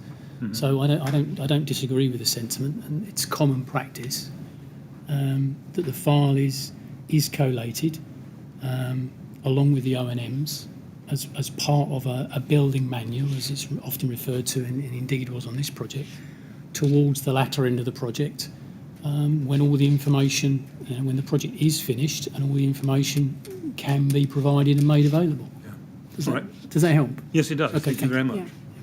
Just picking up a little bit on that, isn't there a danger if you leave it right to the end that the compiling of that file becomes chaotic? I don't think so. No.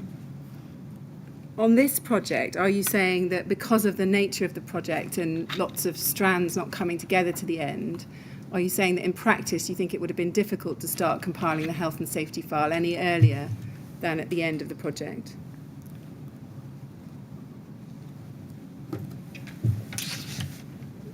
Sorry, could you repeat that question? Yeah. On this project, are you saying that because of the nature of the project, with lots of strands not coming together until the end, are you saying in practice it would have been difficult to start compiling that file any earlier? I think that was the case for this project, but it is the case for most projects in which I've been involved anyway, whether there is significant change or not. I see. So are you saying that even on a well-run, well-organised project, you think that in reality the health and safety file perhaps doesn't need to be put together till the end?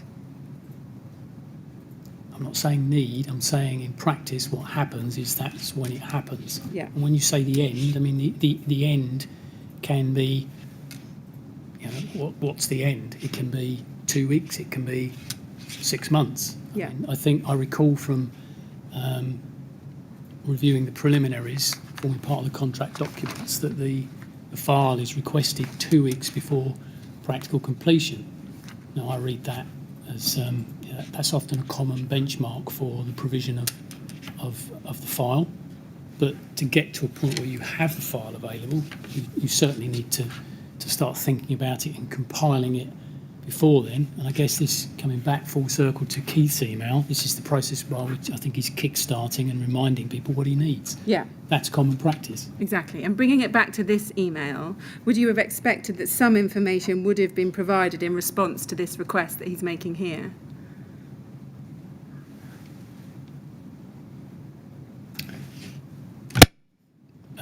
Possibly, not necessarily, I see. because he's setting out here and will need the information from the various disciplines. So he's priming the team for what he will need. I see. Whether Well- it follows, Were you aware of any information being provided to Mr. Bushell in response to this request at this point in March 15? no. If he didn't get information in response to this email, would you have expected him to follow it up? If he was expecting something particularly or explicitly, then yes. Now, if we go up to the top of the first page of this string, this is an email from Paul Burrows to Claire Williams on the 28th of April 2015. And it's copying you in together with Nick Valente.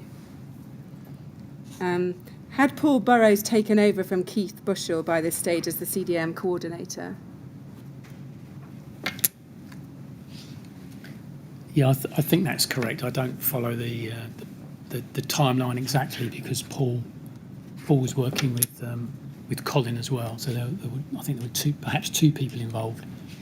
And we can see... Paul and Colin. Sorry. Sorry, Paul and Colin is what I remember I see, yeah. seeing. And we can see that the subject is still health and safety file, Grenfell health and safety file. And he says, "Hi Claire, I'll be managing the process, but this may be completed by one of my colleagues. However, to date, I have not received any information, but to be honest, it's rare to receive information during the project. It usually comes through at the end when there's little or no likelihood of it changing." So we see that there. Yeah. And I think that's consistent with what you've just been telling us in terms of Yeah, your experience. I didn't particularly remember that email, but Yeah. yes, that's correct. But is that the case if there's no pre-existing health and safety file? So this was a building which had no health and safety file in existence. Is it still the case that those files aren't usually compiled till the end of a project, where there's no existing one? That's my experience, yes. Yeah. Can we just look at the approved code of practice for the 2007 regulations, CDM regulations at this point? This is INQ 30.13936. And this is also known as L144. So there we have or sometimes referred to the ACOP, the approved code of practice for the CDM regulations. It's quite a long document. We can see at the bottom it's 106 pages. Were you familiar with this approved code of practice? I was aware of it and some of the key features of it, but not the entire document. Yeah. If we go to page 58 and just have a look at paragraph 259, it's at the bottom of that page. We can see there it says what you must do, and then it says clients, designers, principal contractors, other contractors and CDM coordinators all have legal duties in respect of the health and safety file. And then A, CDM coordinators must prepare, review, amend or add to the file as the project progresses and give it to the client at the end of the project. Do you see that there? Yes. So would you agree that this approved code of practice appears to be contemplating that the file will be compiled during the project as it progresses and not just right at the end? Yes. And indeed, it's contemplating that it might be reviewed, amended, added to, so that it's an iterative process of building up this file. Would you agree with that?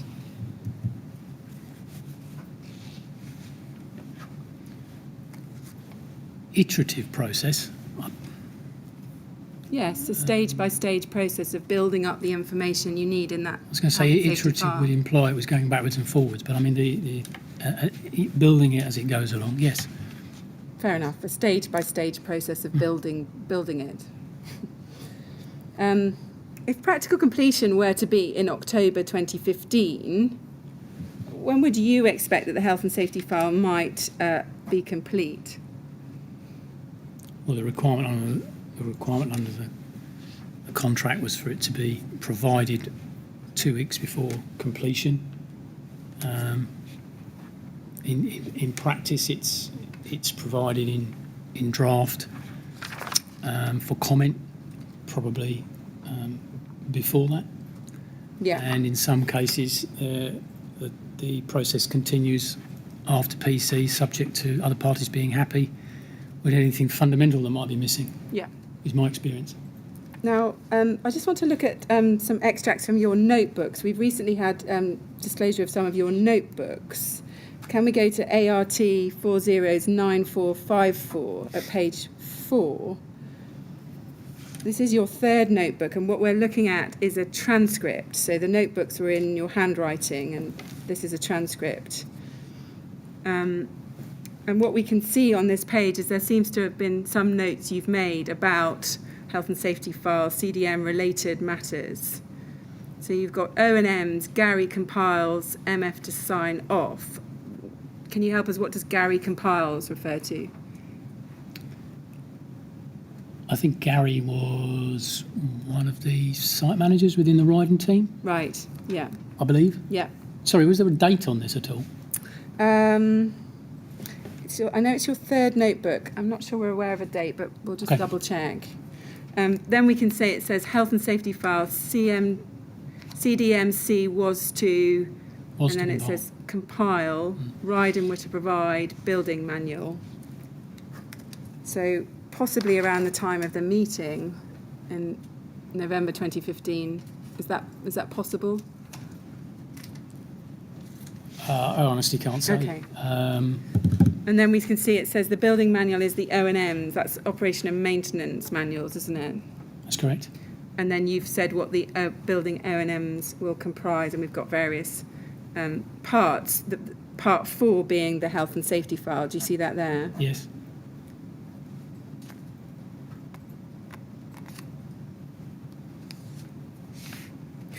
Do we take it that at this point you realise that the health and safety file was going to be incorporated as part of the O&M manual?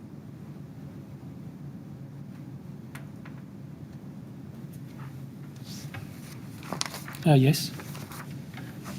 It's often in practice provided as a separate document, but we talk here in terms of a building manual and the 3 fundamental components of the manual. I see. Can we then go on to another of your notebooks, notebook 5, ART 409446.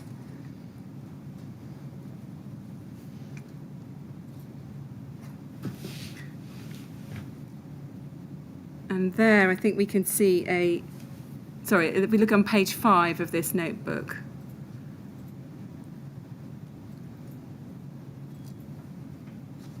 Under point 9, I think we can see a list of what the health and safety file, point 11, the health and safety file is to comprise. It's got health and safety file, building control, planning, service schedule, residual risk assessment. Do you see that there? Yes. Can you help us? Do you think these are notes of a meeting you had? Yes. Yes. And does this record a discussion of what the health and safety file was going to contain? I think we need to be a little careful here. The requirements for the health and safety file would have been set out by Keith, and then his by the Colin or Paul that followed. In the sense that I understood the contents hadn't changed. These are my notes in this meeting, where I'm recording some of the things that I would see are key I see. to the file. Yeah, I understand. That's helpful.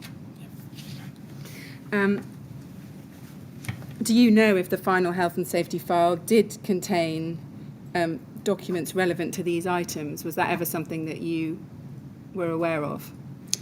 I didn't see the final health and safety file get issued to the TMO, but I certainly saw the building control certificate.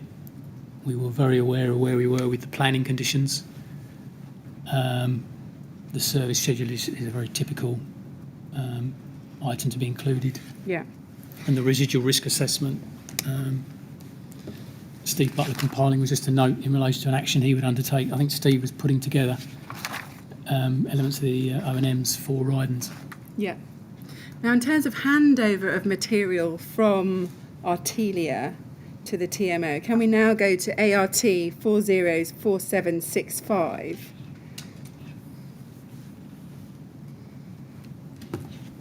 This is an email from Paul Burrows to Claire Williams, copying you and Simon Cash in on the 9th of September 2015, and he says, I will be consolidating the CDM-C document for the Artelia project so that it can be issued to the principal designer under CDM 2015. I envisage this to be completed within the next few days and will forward to yourself directly. If you have any questions with regard to the handover or documentation, please do not hesitate to contact me.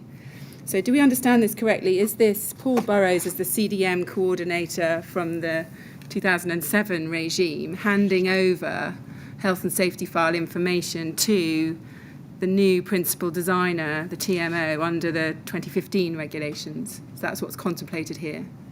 Yes.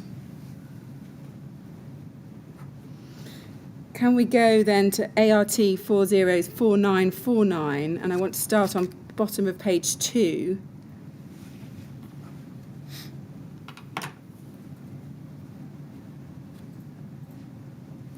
This is an email on the 23rd of October 2015, internally within Artelia, and it's from Andrew. I'm looking right at the very bottom for the moment. We can see it's from Andrew Malcolm, and then if we go over the page to page 3, we can see it's to you, copying in Simon Cash and Michelle Lowe, subject Grenfell Tower, and he says this, Neil, apparently you have all the CDM information. Apparently Simon has spoken with Claire. Seems as if, Neil, can you send the information to Claire referencing conversation that she had with Simon? Kind regards, Andrew. Do you see that there? Yes. And then if we go one email up onto page 2, you respond on the same day at 6 o'clock. That's at the bottom of that page. That's right. And you say, I don't have anything, guys, and whatever is being issued needs to come from Paul and or via Simon, does it not? Question mark.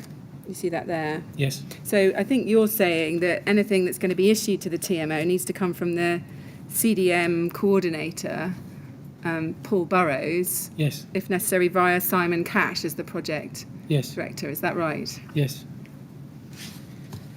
And then if we go to the top of page 1, Paul Burrows says this. He says to Andrew Malcolm, Andrew, the only information we have is attached. This includes reviews of the principal contractor's construction phase health and safety plan, the old and updated F10, that's the form, isn't it, setting out who's got the relevant CDM roles.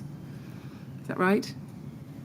Yes. Reports associated with the construction phase of the project, and then an agreed template for the health and safety file.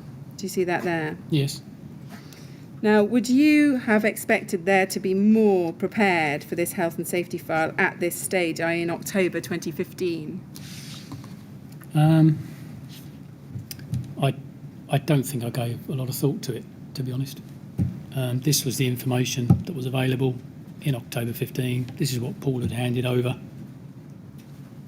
I don't remember giving any more thought to its sufficiency otherwise.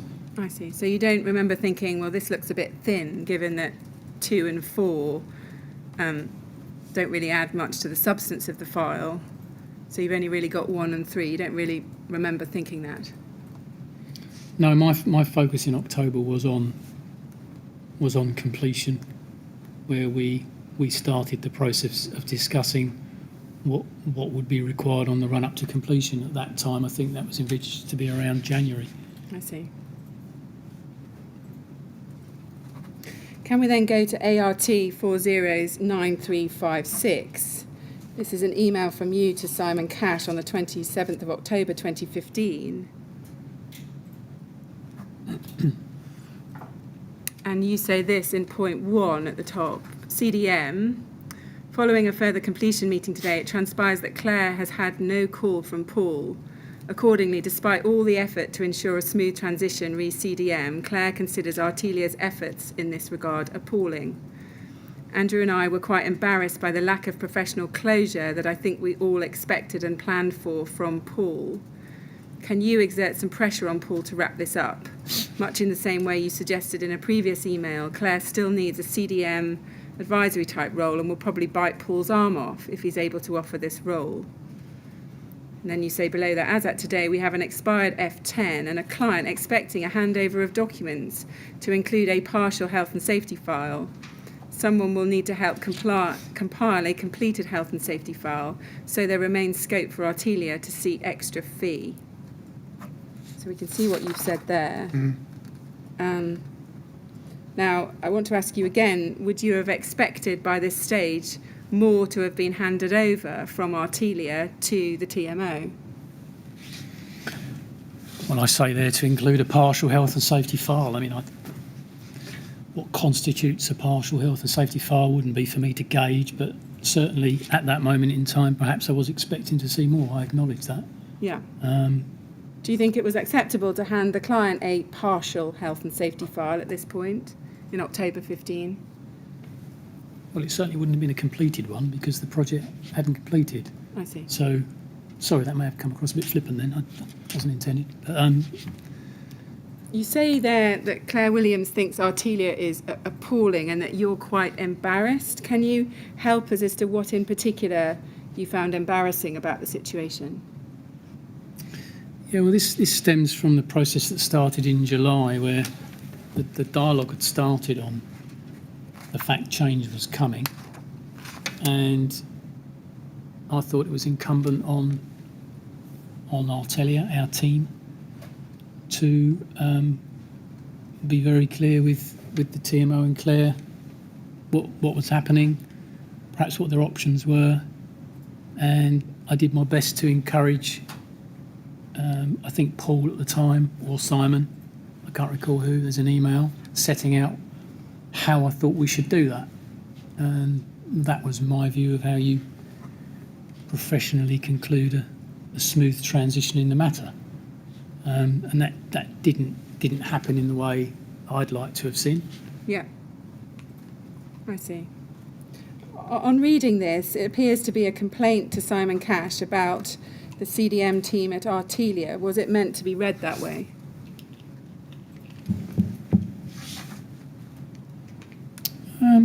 It's me escalating the issue and expressing how I felt. Does that constitute a complaint? It could be read that way, but it is what it is.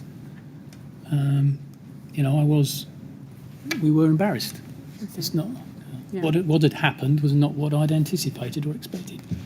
To your knowledge, was there ever any handover of documents or a file in relation to the health and safety file to the TMO from Artelia? I believe there was subsequent to this dialogue. I see. What about a handover of any documents to Ryden? You can see they were going to compile the O&M manual, which was going to incorporate the health and safety file. Were you ever aware of handing over documents to Ryden? No. Now, the final topic I want to ask you about is about in the construction phase itself, and it's really about Ryden. But just before we get to that, we know that JRP, John Rowan and Partners, were employed as clerk of works and were looking at Ryden's, doing quality checks of Ryden's work, yes? Yes. Now, we've heard in evidence in this inquiry that John Rowan and Partners were only contracted to perform a site inspection role and were only on site once a week, and that they were observing the work in snapshots. That's what we've been told. Was that your understanding at the time? Yes. Did you think that that was a sufficient amount of time for a clerk of works to be spending on a project such as this?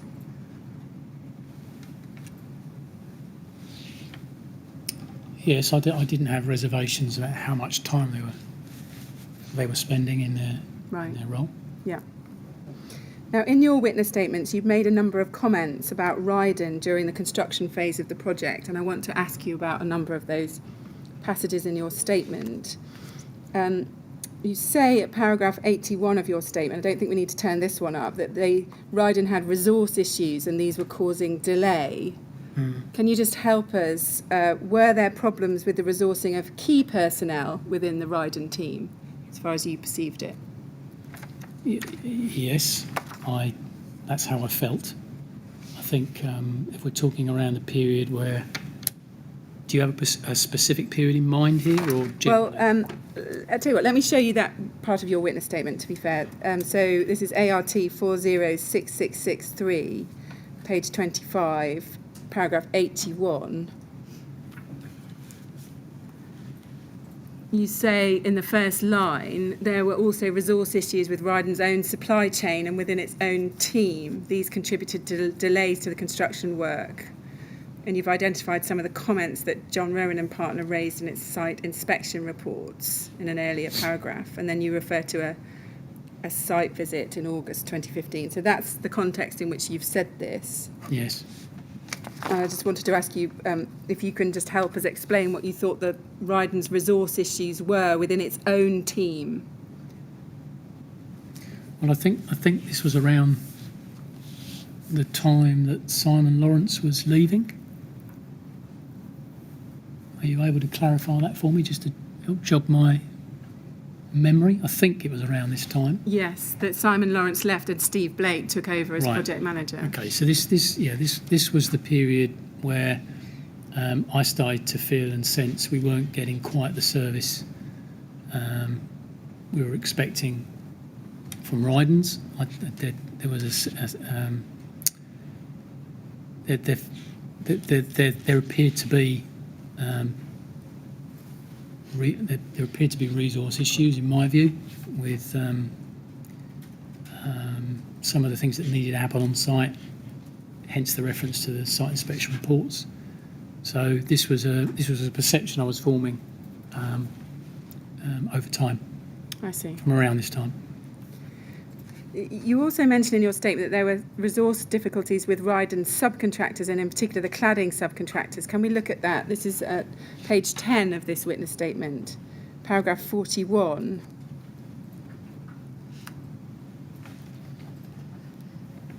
You say the main issue evident from the reports was delay in the cladding works, which was a threat to the programme on the project.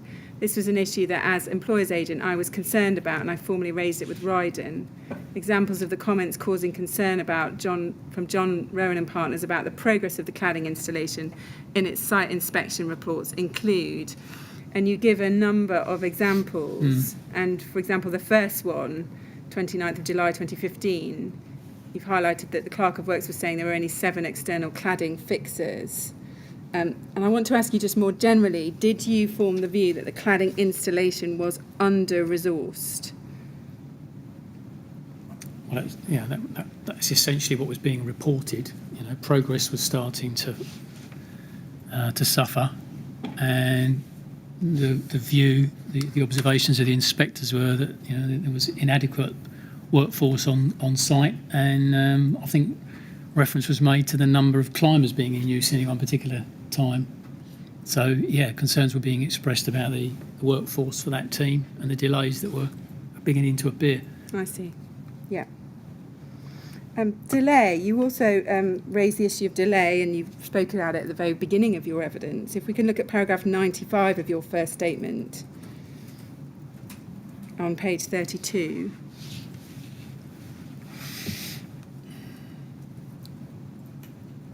You say there, whilst the project is one of the most delayed projects I have ever worked on, none of the issues I identified to Ryden were related to any concerns about the quality of the work. Do you see that there? Yes. In your opinion, what were the key factors that contributed to the delay on this project? Generally, the general delay, because I think, sorry, with respect, you're jumping. I think there are large gaps between these. When I've made. No, I can't get across my message. Apologies. We're talking about fundamentally different parts of the project here, aren't we? So my comment in relation to 95, I can't recall whether that was in relation to the beginning when I came on board or towards the latter part, but certainly the project was in delay when I joined, and that delay was exacerbated by other factors. Yeah. To the point that the project ended up being handed over even later than we were envisaging, some 6-7 months later. Yeah, I think you're dealing with quite the end phase of the project here, Right. because the next heading is lead up to practical completion. Right. And you've talked about exchanges you had with Steve Blake in April 2016, just immediately above. Yes, that's helpful, thank you. Yeah. Yes. I see. Is it right then that despite the delay and the resourcing issues, is it right that you didn't have any concerns about the quality of Ryden's work? No, only insofar as the clerk of works, the site inspectors were monitoring and indeed measuring through a KPI system the quality, which was quite high right from the beginning, and dipped. Yeah. And then was brought back up as their issues and observations were resolved. So in broad terms, I wasn't concerned about quality because the clerk of works ultimately was satisfied. I see. So you took comfort from the clerk of works? Well, very much so. Yeah. Yeah. Now, responsiveness, you also mention in several places in your witness statement, Ryden's, what you say is a lack of responsiveness. I just want to look at an email on this that you refer to. This is ART 405053. This is an email from you to Tony Batty of Silcock Dawson and Claire Williams. Tony Batty was the M&E clerk of works, wasn't he? Yes. And you've copied in others, including Simon Cash, to this. It's the 6th of November 2015. And I just want to pick it up in the second paragraph. Sorry, it's to Tony Batty and Claire Williams. We can see at the top there. And you say, Claire, either way, this is a shoddy management by Ryden of our team's time, effort.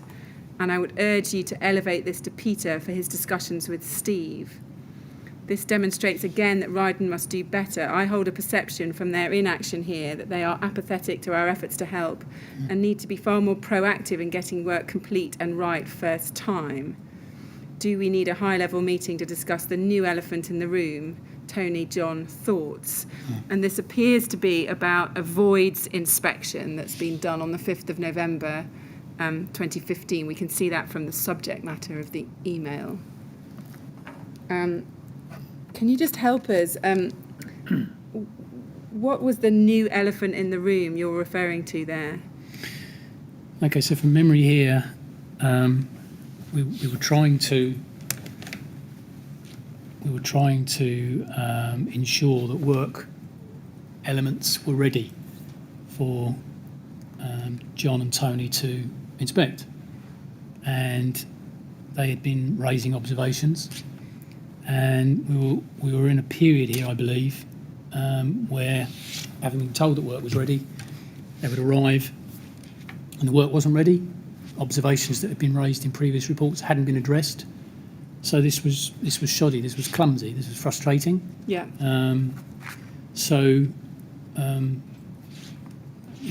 That's the essence of what was happening here. Time was being wasted, works were not being finished when we were told they were being finished, and observations weren't being closed out in the way that perhaps they had been before.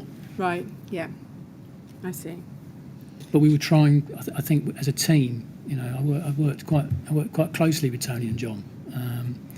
So as a team, we were working hard with Ryden to help get them and the elements over the line. Yeah. By bringing, being a bit more methodical in inspection regime. There was better dialogue. When I came on board, I created what I thought was a better dialogue between them. John and Tony hadn't been sitting in progress meetings. I saw that as critical, so I advised that to the client, and they sat in the progress meetings. So they were very much at the forefront of the issues, the challenges, and ultimately some of these resource challenges that I allude to here. Yeah. Now we can see in this email that you're urging Claire Williams to elevate this to Peter for his discussions with Steve. Is that elevate it to Peter Madison? Yes, I believe so. And for him to discuss, you say, with Steve, is that then Steve Blake, who we know was the Yeah, I think so. Ryden project lead at this point? Yeah. So by this time, were you aware that Peter Madison and Stephen Blake were having regular discussions? I think it was around this time that I'd learned that they were having conversations. Yeah. Yes.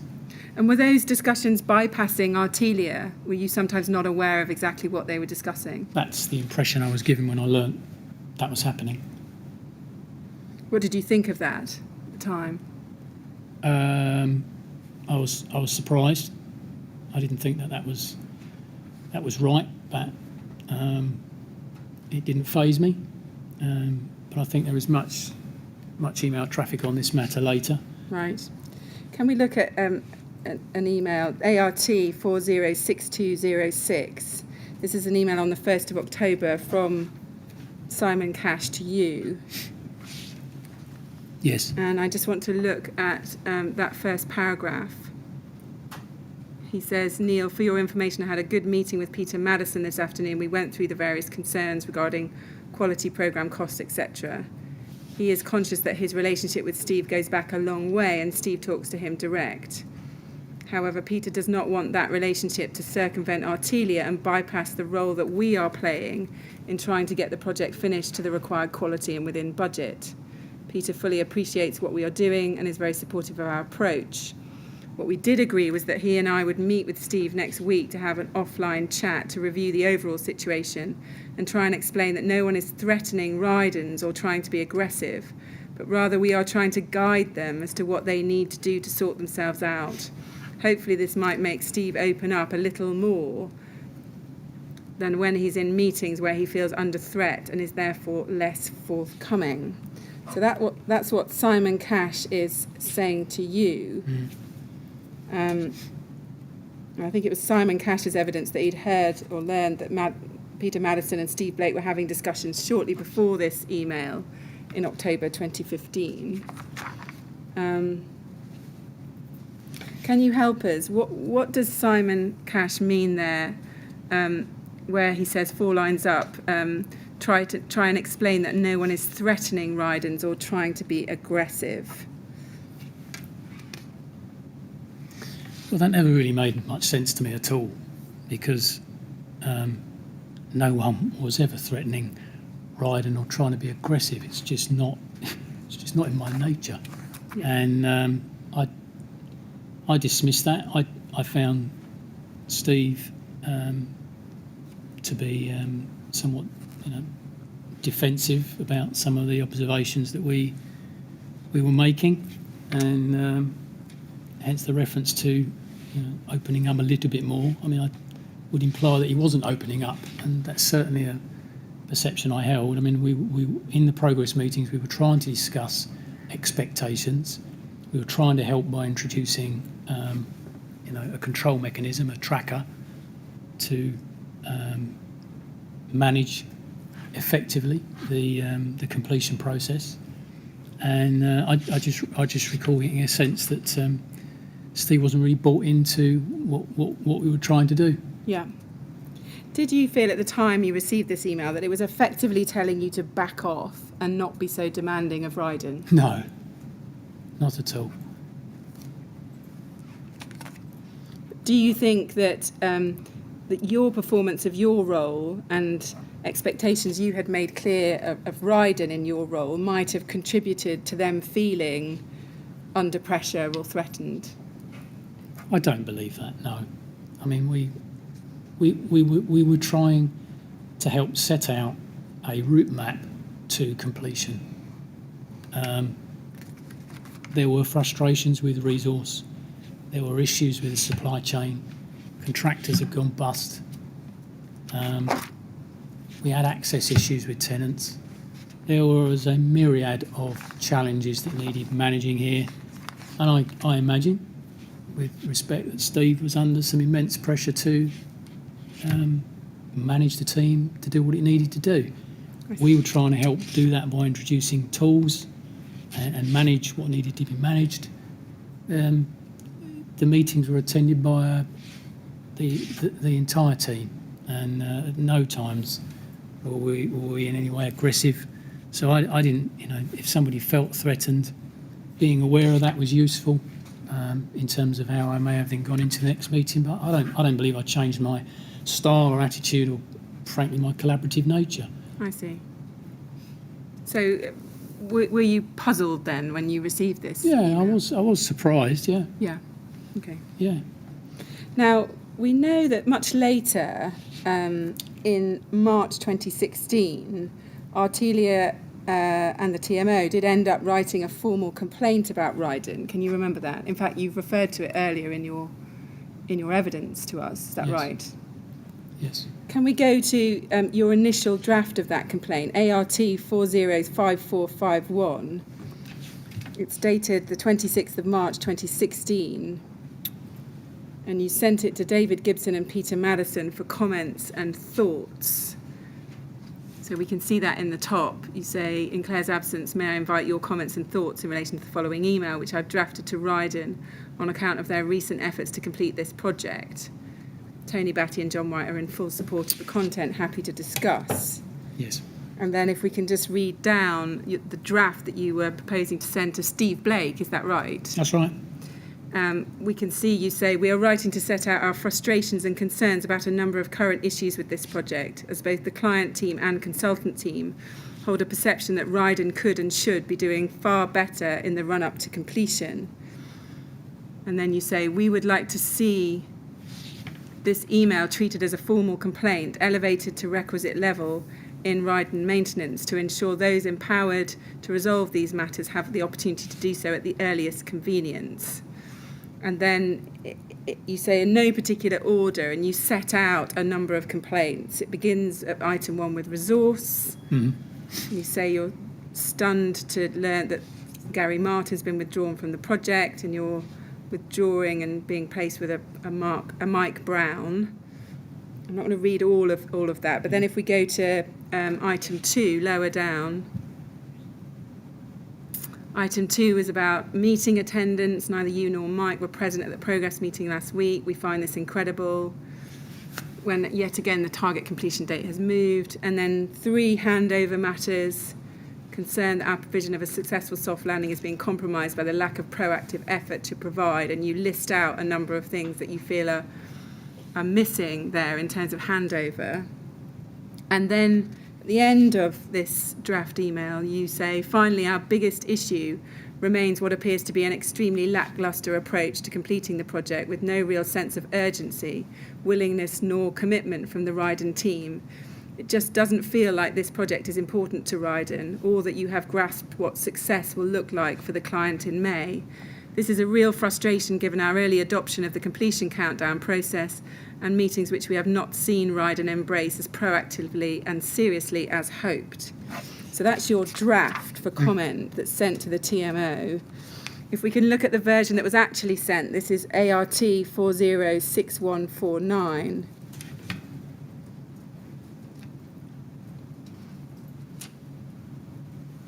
If we look at the bottom of page 1 and on to page 2, here we see the email that you send to Steve Blake. And it appears to be identical to what you drafted, except if we look at the next page, that final paragraph that you'd previously included, finally, our biggest issue remains about the lacklustre approach. That final paragraph isn't in this version. That's right, isn't it? That's right. Can you help? Why was that final paragraph removed? It's quite a serious email. It's quite a serious complaint. Yeah. I've never had to write a complaint like that before. So, out of courtesy, I invited the TMO's comments, and they responded and suggested that that was a little emotive. I didn't disagree with that. Yeah. I can write fairly emotive emails and then reflect on them and take the emotional bits out. But, Yeah. for me, the substance of the email was key. And I wanted them to be cognizant and aware and in support of the substance of my complaint, which they were, along with Tony and John. Yeah. By this stage, we were starting to get quite cross. And this is what this email is seeking to do, to escalate the issue. Yeah. Can you remember at whose suggestion was that final paragraph removed? I think it was David Gibbs replied, from memory. Yeah. Right. Mr. Chairman, I'm aware of the time. I am on the last 2 pages of my question, so if I could just... What does that Finish. indicate in terms of time? Oh, 5 minutes. All right. Yes. You have to keep going for a little longer than we... Oh, of course. Yes, that's very good. Thank you. Thank you, I'm grateful. If we can then go to Steve Blake's response to this complaint, if we go to that ART 406648, and we look at page 2, his email's at the top. So we see Steve Blake, 4th of April 2016. He says, Neil, whilst I appreciate your concerns regarding completion, I do not consider your comments to be representative of the team's effort. We have worked every weekend since the beginning of 2016 and numerous out-of-hour sessions to accommodate resident access. In terms of resource, my involvement remains the same, and Mike Brown has been introduced to help me with my duties. Gary Martin has started a new contract and Keith Miller has been brought in to complete the new build flats. Our motivation to provide a quality product for KCTMO and their residents remains undiminished. In the interim, our next progress meeting, happy to get together regarding any detailing you're not clear about. So that's his response to you. It's clear that he doesn't agree with the complaint, does he? No. Did you notice any improvement or change in Ryden's performance following the complaint? Fundamentally, no. Did you actually discuss the matters directly with Steve Blake? And if so, can you help us as to what was said? I had a conversation with Steve Blake, yes, in response to this. I think there are a couple of responses because I follow up on this later, requesting an update on a couple of the items. But let's come back to the phone call. And I remember speaking to Steve briefly, just explaining, look, I've got to set this out. This is our position. He reiterated some of the points that he'd made. He'd explained to me that there is nowhere else to escalate this issue. He is the regional director, and he put me right on a couple of points about Mike Brown and my understanding about resources, which was fine. I think that's reflected in a further email. Yeah. And as I said, there was a subsequent email where I think I acknowledged the discussion, but can you still advise on a couple of the items? I see. That's how I recall. So was it a cordial conversation you had with Steve Blake? Yes, I think it was cordial. It was professional. Yeah. But nonetheless, we're discussing the fact that we're unhappy. Yeah. And you made it clear you were unhappy? I think the email made it clear we were unhappy. Yeah. If we go to ART 406672, this is an email you sent to Simon Cash on the 9th of May 2016. Yeah. We looked at this earlier Yes. when I was asking you about being sucked into design issues with the TMO, but I want to ask you about the first few lines of this email. You say, Simon, O&Ms are unacceptable to the Clerk of Works. This is just a flag that this is becoming a farce, despite all our efforts to ensure a smooth landing. I have to say, I do not think I've ever worked with a contractor operating with this level of nonchalance. You see that there? Yes. Why, despite the complaint that you'd made, do you think Ryden continued to perform in this way? I don't know.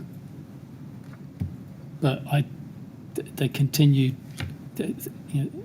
Some of the things did not change. Information was still coming late. Works were still not being presented as complete in the way the Clerk of Works had expected. And I think this was the straw that broke the camel's back in this email, where the O&Ms, following comments made by the O&Ms by the Clerk of Works, the O&Ms were still unacceptable. Yeah. So I just took the view that does anyone actually care? Yeah. So that was that the operation and maintenance manual that's been provided to the Clerk of Works. Yes. You didn't think, they didn't think was acceptable, did they? Correct. Yeah. Now, can we just go back, finally, one last document to your notebook? This is notebook 4, ART 409448, on page 3.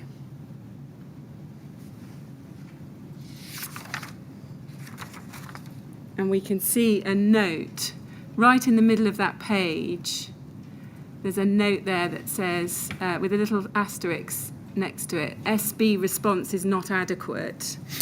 And then you've written no emotion, calm. Can you help us?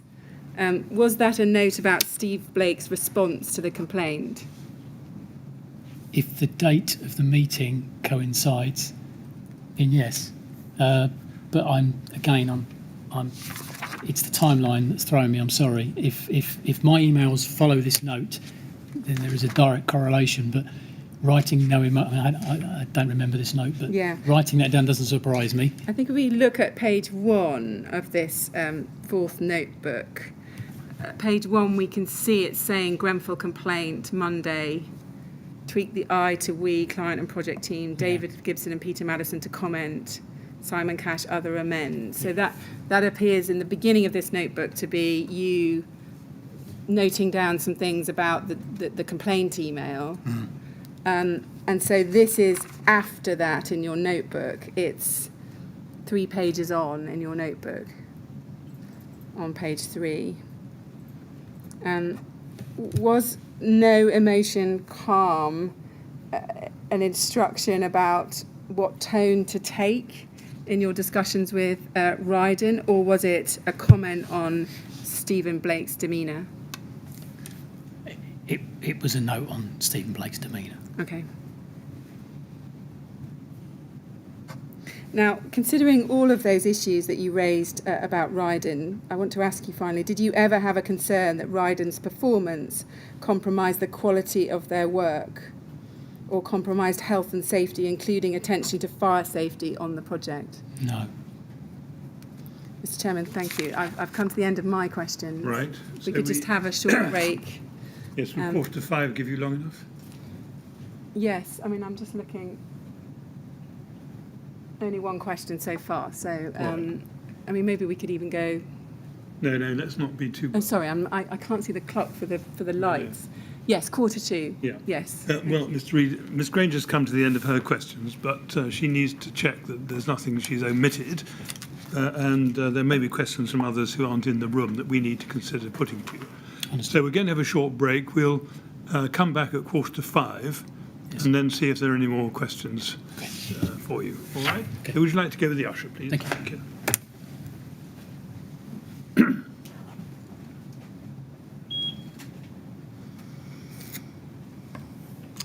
Right, 4:45. Thank you.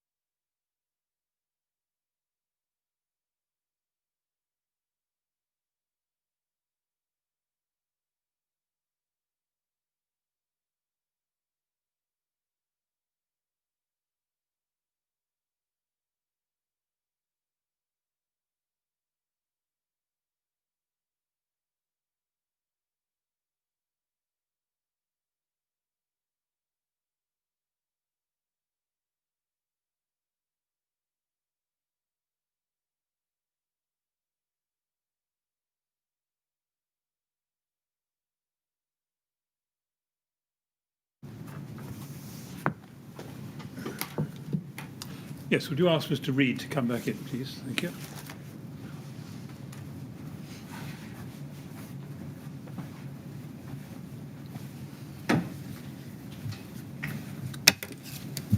Right, Mr. Reid. Well, we'll see if there are any more questions for you. Yes, Miss Mr. Grange? Chairman, no, I have no further questions. No further questions. No further questions. I'm sorry if that's disappointing.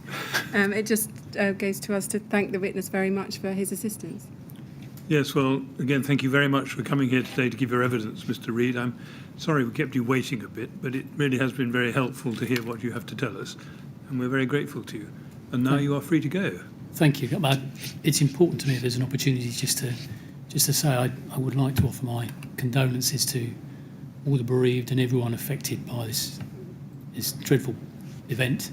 And I do hope that the inquiry can help establish what the industry can learn from this so that it really will never happen again. So I just wanted the opportunity to say that. Yes, well, thank you very much. Thank you. Right. All right, well, now, would you like to go with the usher? And that's Thank you. it. Thank you.